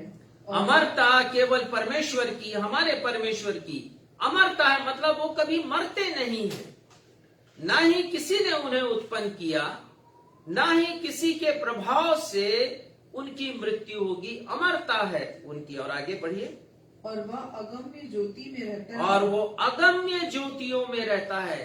हमारे ज्ञान के बाहर ऐसी ज्योतियों में परमेश्वर पिता रहते हैं। और कभी आप पढ़े प्रकाशित वाक्य 4, परमेश्वर के सिंहासन के बारे में आप पढ़ेंगे, जहां बिजलियां कौंधती हैं, प्रकाश जहां पर जगमगाता है, पूरा आच्छादित होता है। आप चकित हो जाएंगे। और आगे पढ़िएगा।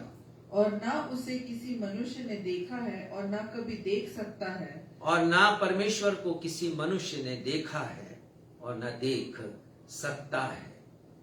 मूसा, तुम मुझे देख नहीं पाओगे, लेकिन परमेश्वर मूसा की इच्छा को तोड़ते नहीं है।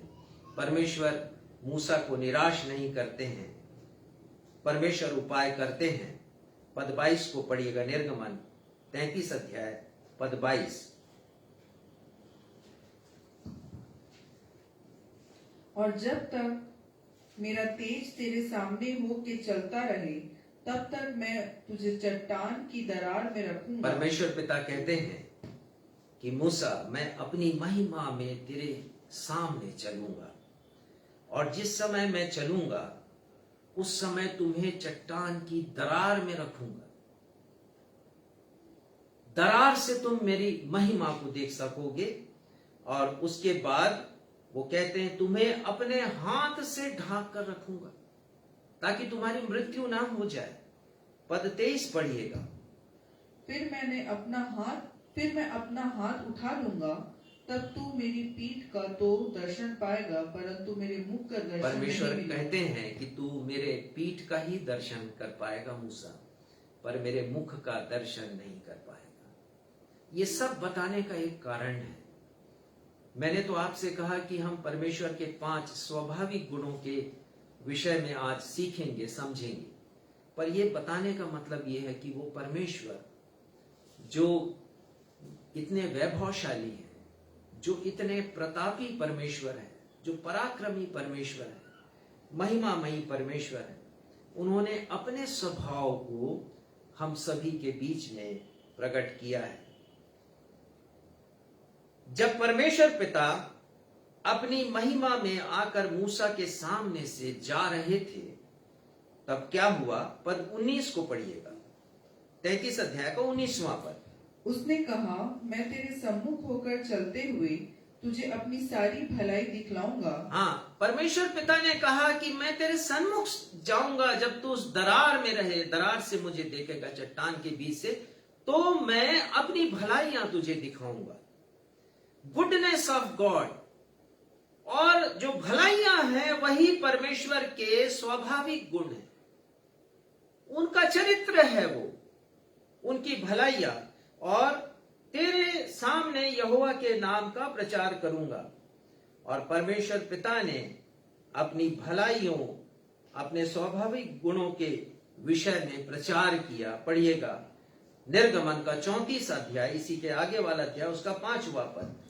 तब यहोवा ने बादल में उतरकर उसके संग वहां खड़ा होकर यहोवा नाम का प्रचार किया। परमेश्वर ने अपने नाम का प्रचार किया कि जो नाम उनका है उसके गुण क्या क्या हैं, क्या क्या, कैसा उनका चरित्र है, क्या क्या विशेषताएं हैं। 6वां पद। यहोवा उसके सामने होकर यो प्रचार करता हुआ चला। हाँ, परमेश्वर पिता प्रचार कर रहे हैं, अपनी भलाइयों को उसे बता रहे हैं, और वो कह रहे हैं 7 अपने स्वाभाविक गुणों के बारे में। पर केवल 7 गुण नहीं है, परमेश्वर के अनेकानेक गुण हैं। मैंने तो यहां पर केवल इस पद का सहारा लिया है आपको समझाने के लिए।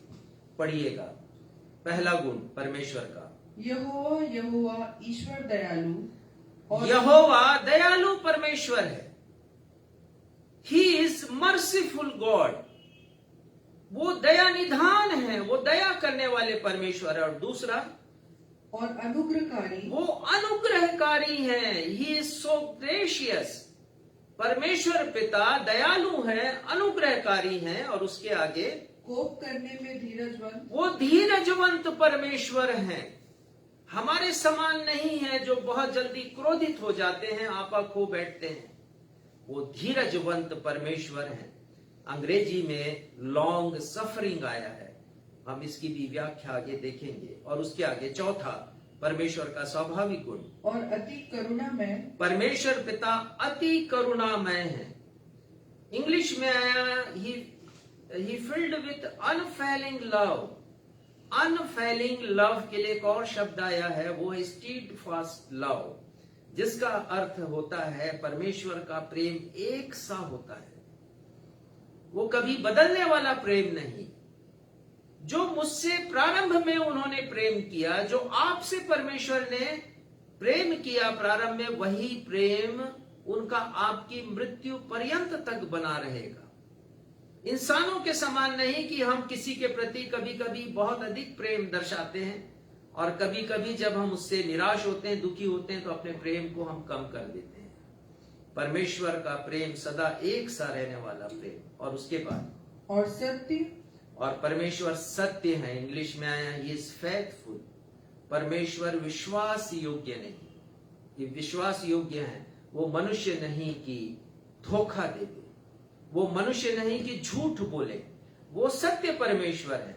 और छठवां गुण पढ़िए। हजारों पीढ़ियों तक निरंतर करुणा करने वाला, आगे। अधर्म और अपराध और पाप को का क्षमा करने वो वाला है। क्षमाशील परमेश्वर है। पाप को, अपराध को, अधर्म को क्षमा करने वाले, फॉरगिविंग गॉड, क्षमाशील परमेश्वर। और अंतिम, परंतु दोषी को वह किसी प्रकार निर्दोष न ठहराएगा। वो न्यायी परमेश्वर है। He is a just God, he is a impartial God. वो भेदभाव नहीं करते, पक्षपात नहीं करते, वो न्यायी परमेश्वर है। हमारे लिए कितना अद्भुत है यह जानना कि अपने जिस नाम के अर्थ को परमेश्वर पिता ने मूसा पर प्रकट किया, प्रभु यीशु मसीह ने अपने इस दृष्टांत में परमेश्वर पिता के 5 स्वाभाविक गुणों को हम सभी को बतलाया है। 5 स्वाभाविक गुण को प्रभु यीशु मसीह ने दर्शाया है भूस्वामी के जीवन में। हम भूस्वामी के चरित्र में बहुत छोटा सा ये पैसेज है, बहुत छोटा सा ये स्थल है, लेकिन भूस्वामी के जीवन में जैसा मैंने आपको बताया कि वो परमेश्वर का प्रतीक है। 5 स्वाभाविक गुणों के विषय में हम जान सकते हैं।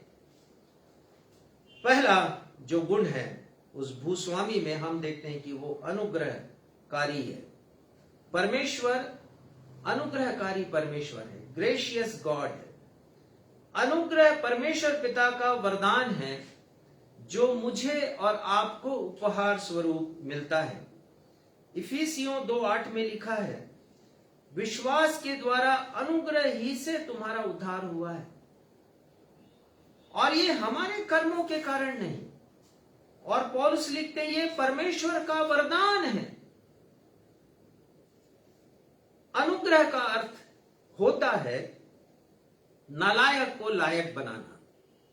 वो व्यक्ति जो कि नालायक था, किसी काम के लायक नहीं था, परमेश्वर उसे लायक बना देते हैं। वो व्यक्ति जो नाकाबिल है, परमेश्वर पिता उसे काबिल बना देते हैं। वो व्यक्ति जो अयोग्य है परमेश्वर के सामने, परमेश्वर पिता उसे योग्यता प्रदान करते हैं। और इस दृष्टांत में हम देखते हैं कि उस भूस्वामी ने उन मजदूरों को जो कि बेकार थे कामकाजी बना दिया। जब वो संध्या से 1 घंटा पूर्व पहुंचते हैं और बाजार में मजदूरों को खड़ा देखते हैं तो वो पूछते हैं कि तुम मजदूरी पर क्यों नहीं गए? तो वो कहते हैं कि हमें किसी ने मजदूरी पर नहीं लगाया। बेकार शब्द आया है मजदूरों के लिए, बेकार खड़े हैं बाजार में। और ये भूस्वामी परमेश्वर का प्रतीक है, परमेश्वर को प्रकट करता है ये, और ये वो उन्हें काम पर लगाते हैं।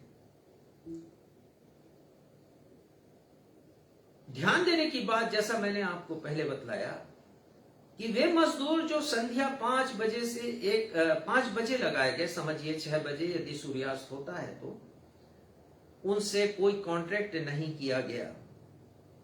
6वां पद हम देखेंगे मत्ती 20। हम मत्ती 20 पर आ जाएंगे, निर्गमन को अभी हम छोड़ देंगे। मत्ती 20 और 6वां पद, और वहां लिखा है, 1 घंटे दिन रहे, उसने फिर निकल कर दूसरों को खड़ा पाया और उनसे कहा, तुम क्यों यहाँ दिन भर बेकार खड़े रहे? उन्होंने उससे कहा, इसलिए कि किसी ने हमें मजदूरी पर नहीं लगाया। किसी ने मजदूरी पर नहीं लगाया, किसी ने हमको योग्य ही नहीं समझा। हम तो सुबह से यहां पर खड़े इस जगह पर, किसी ने भी हमको काबिल नहीं समझा। हर कोई सोचता है कि हम काम करने के योग्य नहीं हैं, हम अयोग्य हैं, हम नालायक हैं, हम बेकार हैं। परंतु उनकी दशा देखकर भूस्वामी ने उन पर अनुग्रह किया। परमेश्वर पिता वैसा ही अनुग्रह मेरी और आपकी जिंदगी में करते हैं। परमेश्वर के समक्ष हम अयोग्य हैं, हमारे धर्म के काम परमेश्वर के समक्ष मैले चिथड़ों के समान है। यशायाह नबी कहते हैं मैले चिथड़ों के समान, उनका कोई मूल्य नहीं है परमेश्वर के समक्ष। परंतु परमेश्वर ने हम पर अनुग्रह किया, बेपरिमाण अनुग्रह है परमेश्वर का। उसकी कोई सीमा नहीं है, असीमित अनुग्रह। मैंने पढ़ा एक महिला के बारे में, अमेरिका में उस समय गुलाम प्रथा चलती थी और एक महिला लाई गई थी गुलामी करने के लिए और उसका नाम था एलिजाबेथ केकली। और ये महिला आजाद होना चाहती थी, पर जिस व्यक्ति ने इसे गुलाम बनाकर रखा था वो कहता था कि तुम अपनी कीमत चुका दो और आजाद हो जाओ। लेकिन उसकी कीमत तो लाखों रुपया में थी और वो स्वयं गुलाम थी, उसकी कोई आय नहीं थी। तो उसका संपर्क कुछ ऐसे लोगों से हुआ जो इस महिला की जिंदगी से बड़े प्रभावित थे, उसके बोलचाल से बड़े प्रभावित थे, उसके मसीही जीवन से बड़े प्रभावित थे। उन्होंने कहा कि ठीक है, हम धन संग्रह करेंगे और तुम्हें हम आजाद कर देंगे। और उन्होंने उस महिला के स्वामी से, जिसने उसे बंधक बनाकर रखा था, मुंह मांगी कीमत उसकी चुकाई और उसे आजाद कर दिया। प्रभु यीशु मसीह ने भी हमें आजाद किया है अपने अनुग्रह के द्वारा। हम भी दास्ता में थे शैतान के, हम भी उसकी गुलामी में थे, हम भी परतंत्रता में थे, पापों की परतंत्रता में, परंतु प्रभु यीशु मसीह ने हम पर अनुग्रह किया। यह समझा जाता है, ये आम धारणा है कि परमेश्वर का अनुग्रह तब काम करता है जब कोई पापी परमेश्वर के पास आता है और परमेश्वर अपने सेविंग ग्रेस के द्वारा, अनुग्रह के द्वारा उसे बचाते हैं, उसका उद्धार करते हैं। पर मैं आपको बताना चाहता हूं कि परमेश्वर के अनुग्रह की आवश्यकता हम सब उन विश्वासियों के लिए है जो परमेश्वर पर विश्वास करते हैं दिन प्रतिदिन के जीवन में। बिना परमेश्वर के, बिना अनुग्रह के हम कुछ भी नहीं हैं। बिना परमेश्वर के अनुग्रह के मैं और आप कुछ भी नहीं हैं। और यही विषय है जिसके ऊपर आज हम मनन चिंतन कर रहे हैं कि परमेश्वर की कृपा, परमेश्वर की दया, परमेश्वर के अनुग्रह के बिना मैं और आप इस दुनिया में कुछ भी नहीं, हम शून्य हैं। इसमें दो चरित्र मैंने और जोड़ रखे हैं। दूसरी बात हम देखते हैं कि परमेश्वर, बाइबिल का परमेश्वर दयालु परमेश्वर है।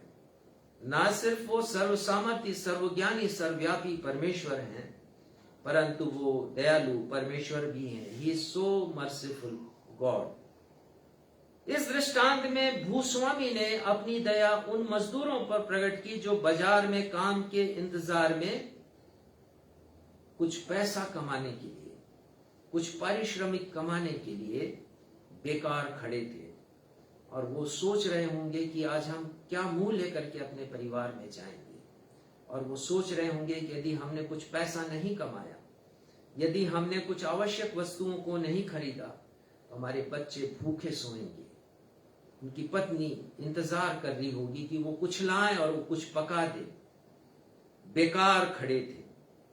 भूस्वामी ने, जो दयालु है, उन्होंने ये परवाह नहीं किया कि जो मजदूरी देरी से आए उनका परफॉर्मेंस, उनका कार्य निष्पादन उसी प्रकार से किया जाए और मजदूरी भी उसी तरीके से दी जाए। यद्यपि उन्होंने कहा था कि जो उचित है मैं तुम्हें दे दूंगा, लेकिन भूस्वामी ने सोचा कि उचित यही है कि मैं सबों को एक एक दिनार दूं।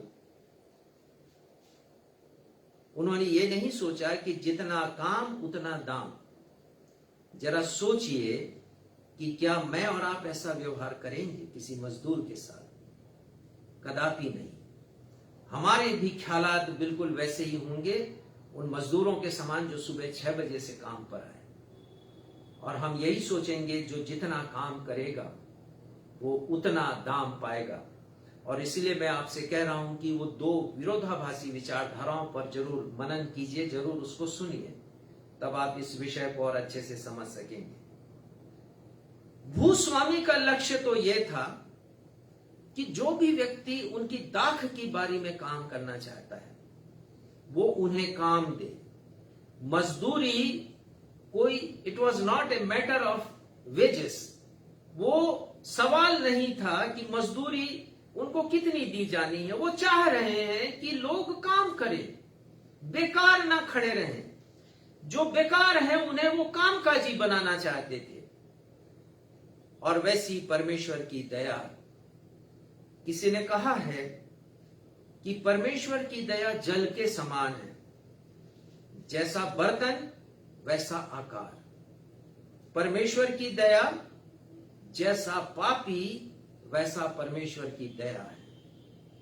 यदि किसी ने बहुत पाप किया है, परमेश्वर की दया भी उसके ऊपर उतनी ही बरसती है। किसी ने थोड़ा बहुत कम पाप किया है, परमेश्वर की दया भी वैसे ही। और इस पूरे दृष्टांत में हम देखते हैं, सुबह 6 बजे जो काम पर आए उन्हें भी एक दिनार मिला, 9 बजे जो आए उन्हें भी उतना, 12 बजे आए, 2 बजे आए, 3 बजे आए, उनको भी इतना, और संध्या ढलने से पहले जो आए उन्हें भी इतना। अनुग्रह जिसके बारे में हमने चर्चा की वो असीमित होता है, परंतु दया करने की एक सीमा होती है। याकूब 2:13 पढ़िएगा। बताने के लिए बहुत कुछ है, लेकिन समय भी बहुत शीघ्रता से निकल रहा है, जल्दी निकाल कर आप पढ़िएगा। याकूब 2:13। क्योंकि जिसने दया नहीं की उसका न्याय बिना दया के होगा, दया न्याय पर जयवंत होती है। ये बहुत छोटा पद है, लेकिन बड़ा गूढ़ अर्थ है इसमें।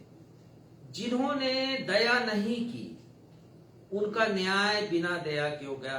क्यों? परमेश्वर का वचन कहता हम सभी को परमेश्वर के न्याय आसन के सामने खड़ा होना है। और हमारे जो काम हैं, यद्यपि परमेश्वर के अनुग्रह से हम बचाए जाते हैं, लेकिन हमारे विश्वास में काम का होना आवश्यक है। और याकूब 2 अध्याय 13 पद से आगे वो इसी की चर्चा करते हैं कि विश्वास कर्म के बिना मरा हुआ है। और वो कहते हैं यहां पर कि परमेश्वर की दया यदि मुझे और आपको पाना है न्याय के दिन, तो मुझे और आपको दया करना पड़ेगा। किनके ऊपर? वो लोग जो कि बेकार हैं, जिनकी कोई गिनती नहीं है, जिन्हें कोई अपने काम पर नहीं लगाता, जिनसे कोई चर्चा नहीं करता, जिनसे कोई बात नहीं करता, जिनकी उपेक्षा की जाती है, जो घृणा के पात्र समझे जाते हैं, ऐसे लोगों के ऊपर दया हमें करना पड़ेगा, ताकि हमारे ऊपर भी परमेश्वर की दया हो।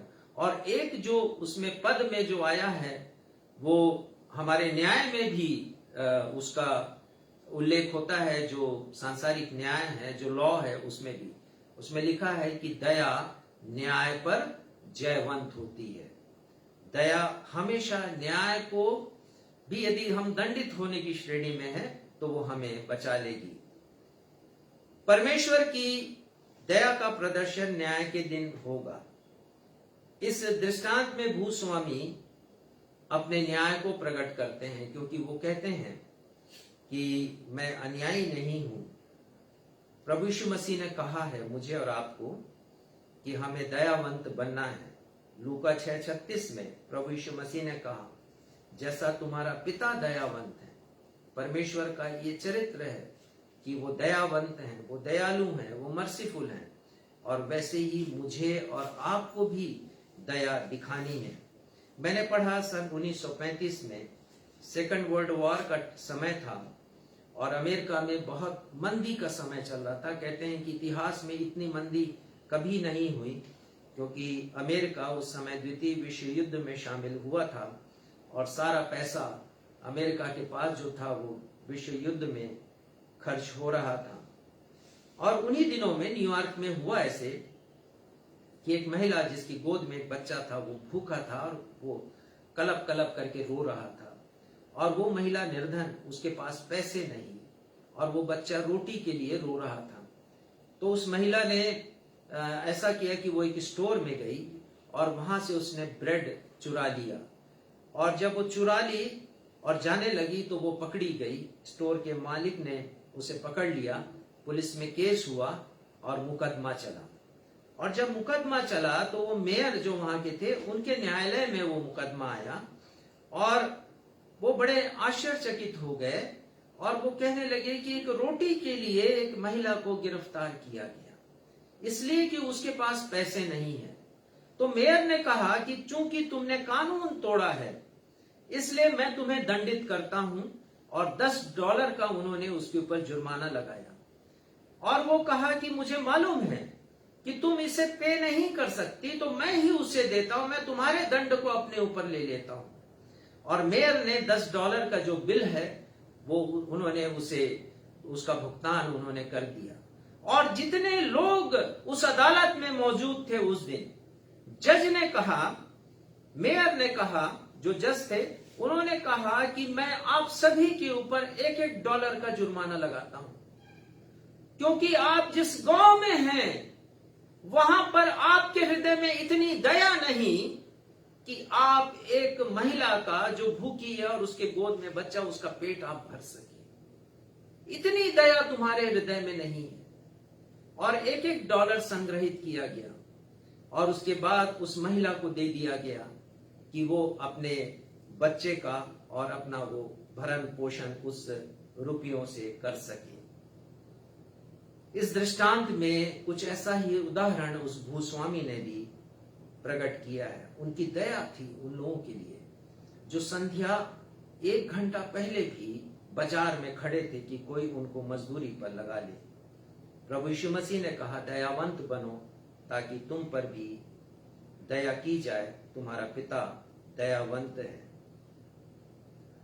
तीसरा जो गुण है परमेश्वर का, कि परमेश्वर कृपालु है।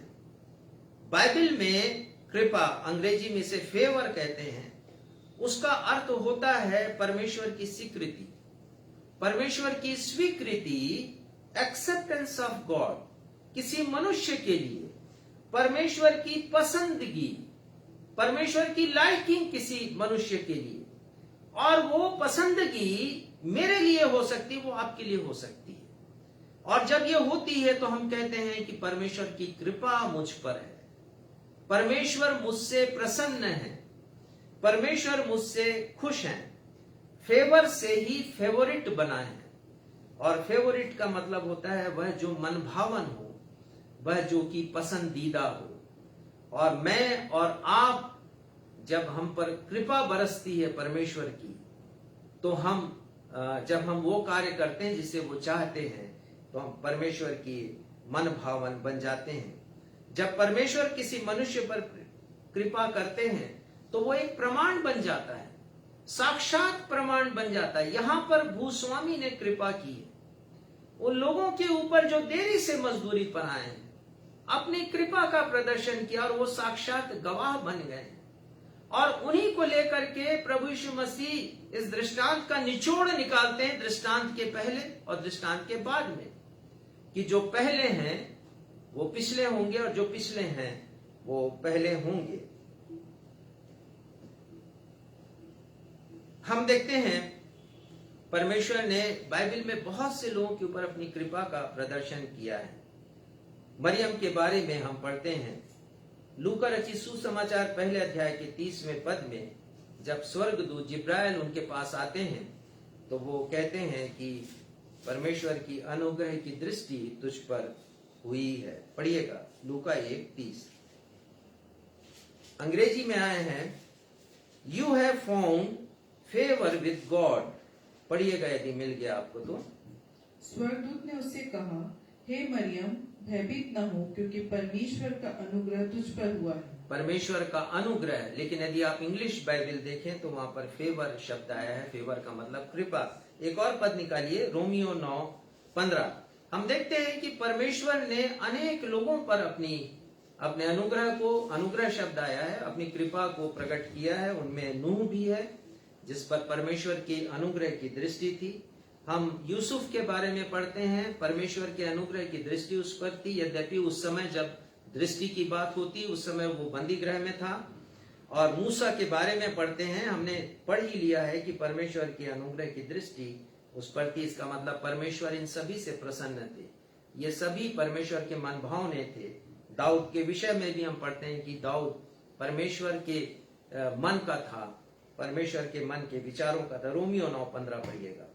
क्योंकि वह मूसा से कहता है, मैं जिस किसी पर दया करना चाहूं उस पर दया करूंगा, और जिस किसी पर कृपा करना चाहूं उसी पर कृपा करूंगा।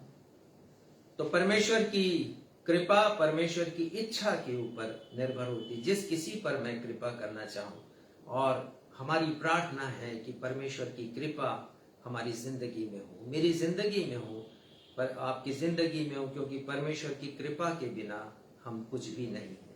परमेश्वर के अनुग्रह के बिना हम कुछ नहीं, परमेश्वर की दया के बिना हम कुछ नहीं, परमेश्वर की कृपा के बिना हम कुछ नहीं है। परमेश्वर हमारे लिए धीरजवंत बन जाते हैं। बिना परमेश्वर के धैर्यता के मैं और आप कुछ भी नहीं है। इंग्लिश में धीरजवंत के लिए जो शब्द है वो है लॉन्ग सफरिंग। और लॉन्ग सफरिंग को हम ऐसे परिभाषा दे सकते हैं कि जो धीरज रखता है वो दुख उठाता है, वो सफर करता है, दुख उठाता है। बिना दुख उठाए कोई धीरज रख ही नहीं सकता है, वो धैर्य रखता है। हमारे लिए परमेश्वर पिता धीरज रखते हैं, वो दुख उठाते हैं। किसान सबसे अच्छा उदाहरण है धैर्य रखने की दृष्टि से। किसान सबसे अधिक धीरज रखता है। किसान फसल बोने के पहले धीरज रखता है। किसान फसल बोने पर धीरज रखता है, और जब तक वो फसल पक ना जाए तब तक धैर्य रखता है। और वो तब तक धैर्य रखता है जब तक वो काट करके खलिहान में लाई ना जाए। धीरज एक बहुत बड़ा गुण है परमेश्वर का, और वो मेरी और आपकी जिंदगी में होना चाहिए। विलियम कैरी के बारे में मैंने पढ़ा, उन्होंने बहुत काम किया, लेकिन जो पहला व्यक्ति जो प्रभु यीशु मसीह के पास आया, उनके 7 वर्षों के अथक परिश्रम के बाद 7 वर्ष लगातार वो प्रचार करते रहे, और 7 वर्ष के पश्चात किसी ने अपने मन को फिराया। मैंने पढ़ा चाइना के मिशनरी अडोनीराम जटसन के बारे में। उन्होंने भी एक व्यक्ति का मन फिराने के लिए 7 वर्ष तक धीरज रखा, धैर्य रखा। और अफ्रीका में तो 14 वर्ष तक मिशनरियों ने दुआएं की, प्रार्थनाएं की, धीरज रखा कि कोई व्यक्ति प्रभु यीशु मसीह के पास आ जाए। भूस्वामी ने इस दृष्टांत में धीरज रखा है, दुख उठाया उन्होंने। बार बार वो बाजार में गए हैं, मजदूरों के पास गए हैं। धीरज के लिए ग्रीक भाषा का जो शब्द है 1 कुरिन्थियों 13:4 में आया है कि प्रेम धीरजवंत है। इसका अर्थ है, ग्रीक भाषा जो शब्द वहां पर आया है 1 कुरिन्थियों 13:4 में धीरजवंत के लिए, उसका अर्थ है taking a long time to boil water. इसका मतलब पानी को उबालने के लिए बहुत समय लेना। जल्दी से पानी को नहीं उबालना, वो तो क्रोध की बात हो जाएगी, लेकिन बहुत धीरे से पानी को उबालना। और पानी को आखिर क्या चीज उबालती है? पानी को स्टोव का आकार नहीं उबालता, पानी को बर्तन का आकार नहीं उबालता, परंतु पानी को यदि कुछ उबालता है तो वो स्टोव की अग्नि है, बर्नर की अग्नि है जो पानी को उबालती है। और ये जब प्रक्रिया धीमी होती है तो समझिए कि धीरज शब्द हमारे सामने आता है। जब हम क्रोध को ठंडा करते हैं तब धैर्य उत्पन्न होता है। भजन संहिता 78 उसके वर्ष 38 में, भजन संहिता 78 उसके 38वें पद में आया है, परमेश्वर धीरजवंत क्यों है। और उसमें लिखा है कि परमेश्वर अधर्म को ढांपते हैं। इतने धीरजवंत हैं कि मैं और आप जब कोई अधर्म करते हैं तो परमेश्वर पिता पवित्र होने के कारण अपना मुख फेर लेते हैं, उसे ढांपते हैं, ये सोच करके कि किसी दिन मेरा और आपका परिवर्तन हो, मन परिवर्तन, और परमेश्वर हमारे अधर्म को क्षमा करे। लिखा है आगे कि वो पापों को तत्काल नष्ट नहीं करते हैं, हमें तुरंत दंडित नहीं करते हैं परमेश्वर पिता, पर बार बार अपने क्रोध को ठंडा करते हैं। इतने धीरजवंत परमेश्वर हैं। और लिखा है अपनी जलजलाहट को पूरी रीति से भड़कने नहीं देते। एक पद है जिसका उल्लेख मैं बहुत बार करता हूं, भजन संहिता 103 के 10वें पद में, वहां पर राजा दाऊद लिखते हैं और धन्यवाद देते हैं परमेश्वर को, और वो लिखते हैं कि हमारे पापों के अनुसार परमेश्वर ने हमसे व्यवहार नहीं किया और ना हमारे अधर्म के कामों के अनुसार हमें उन्होंने बदला दिया है। परमेश्वर धीरजवंत परमेश्वर है। लूका 13:7-9 में एक दृष्टांत है कि जब भूस्वामी वहां पर जो भूमि का मालिक है अपने बगीचे में आता है, अंजीर के वृक्ष में फल ढूंढता है, लेकिन वृक्ष में फल उसे मिलता नहीं है। 3 वर्ष का वो धैर्य रखते हैं। परमेश्वर पिता हमारे लिए ऐसा ही धैर्य रखते हैं और हमें भी धैर्य रखना सीखना है। परमेश्वर के ये जो गुण हैं केवल परमेश्वर तक सीमित ना रहें, पर ये गुण मेरे और आपकी जिंदगी में आए, वो मेरे और आपके चरित्र का हिस्सा बने कि हम दयालु बन सके, हम अनुग्रह के विषय में बता सके लोगों को, हम कृपा करें दूसरों के ऊपर, हम धैर्य रखें। और अंतिम बात जो मैं बताना चाहता हूं परमेश्वर की सहनशीलता के बारे में, फॉरबीयरेंस ऑफ गॉड। परमेश्वर की सहनशीलता का अर्थ कदापि ये नहीं कि वे पाप को सहते हैं या पाप की उपेक्षा करते हैं। सहनशील होने का मतलब ये नहीं, ये परमेश्वर की कमजोरी नहीं है, परमेश्वर का गुण है कि वो मुझे और आपको बहुत सहते हैं। और सहते इसलिए है कि हमें अवसर देते हैं कि हम पापों से पश्चाताप करें, अपने मन को हम फिरा लें। परमेश्वर की सहनशीलता की एक सीमा है। परमेश्वर ने बहुत सहा लोगों को और सारी सृष्टि को नाश नहीं किया। नूह के परिवार को परमेश्वर ने बचा लिया। और आज के पहले पाठ में हम पढ़ते हैं नहम्याह की किताब में 9वें अध्याय में बहुत अच्छा इसमें वर्णन आया है, और वो लिखते हैं कि तुमने परमेश्वर का तिरस्कार किया, लेकिन परमेश्वर ने वैसा व्यवहार नहीं किया जिसके तुम योग्य थे। वो कहते हैं 40 वर्ष तक जंगल में तुम्हारा पालन पोषण किया, तुम्हारे हरेक अवगुणों के बावजूद, तुम्हारे कुड़कुड़ाने, बड़बड़ाने और गालियां बकने के बावजूद भी परमेश्वर ने तुम्हारा पालन पोषण किया है, तुम्हें प्रतिदिन मन्ना खिलाया है और प्रतिदिन तुम्हारी अगुवाई उन्होंने की है।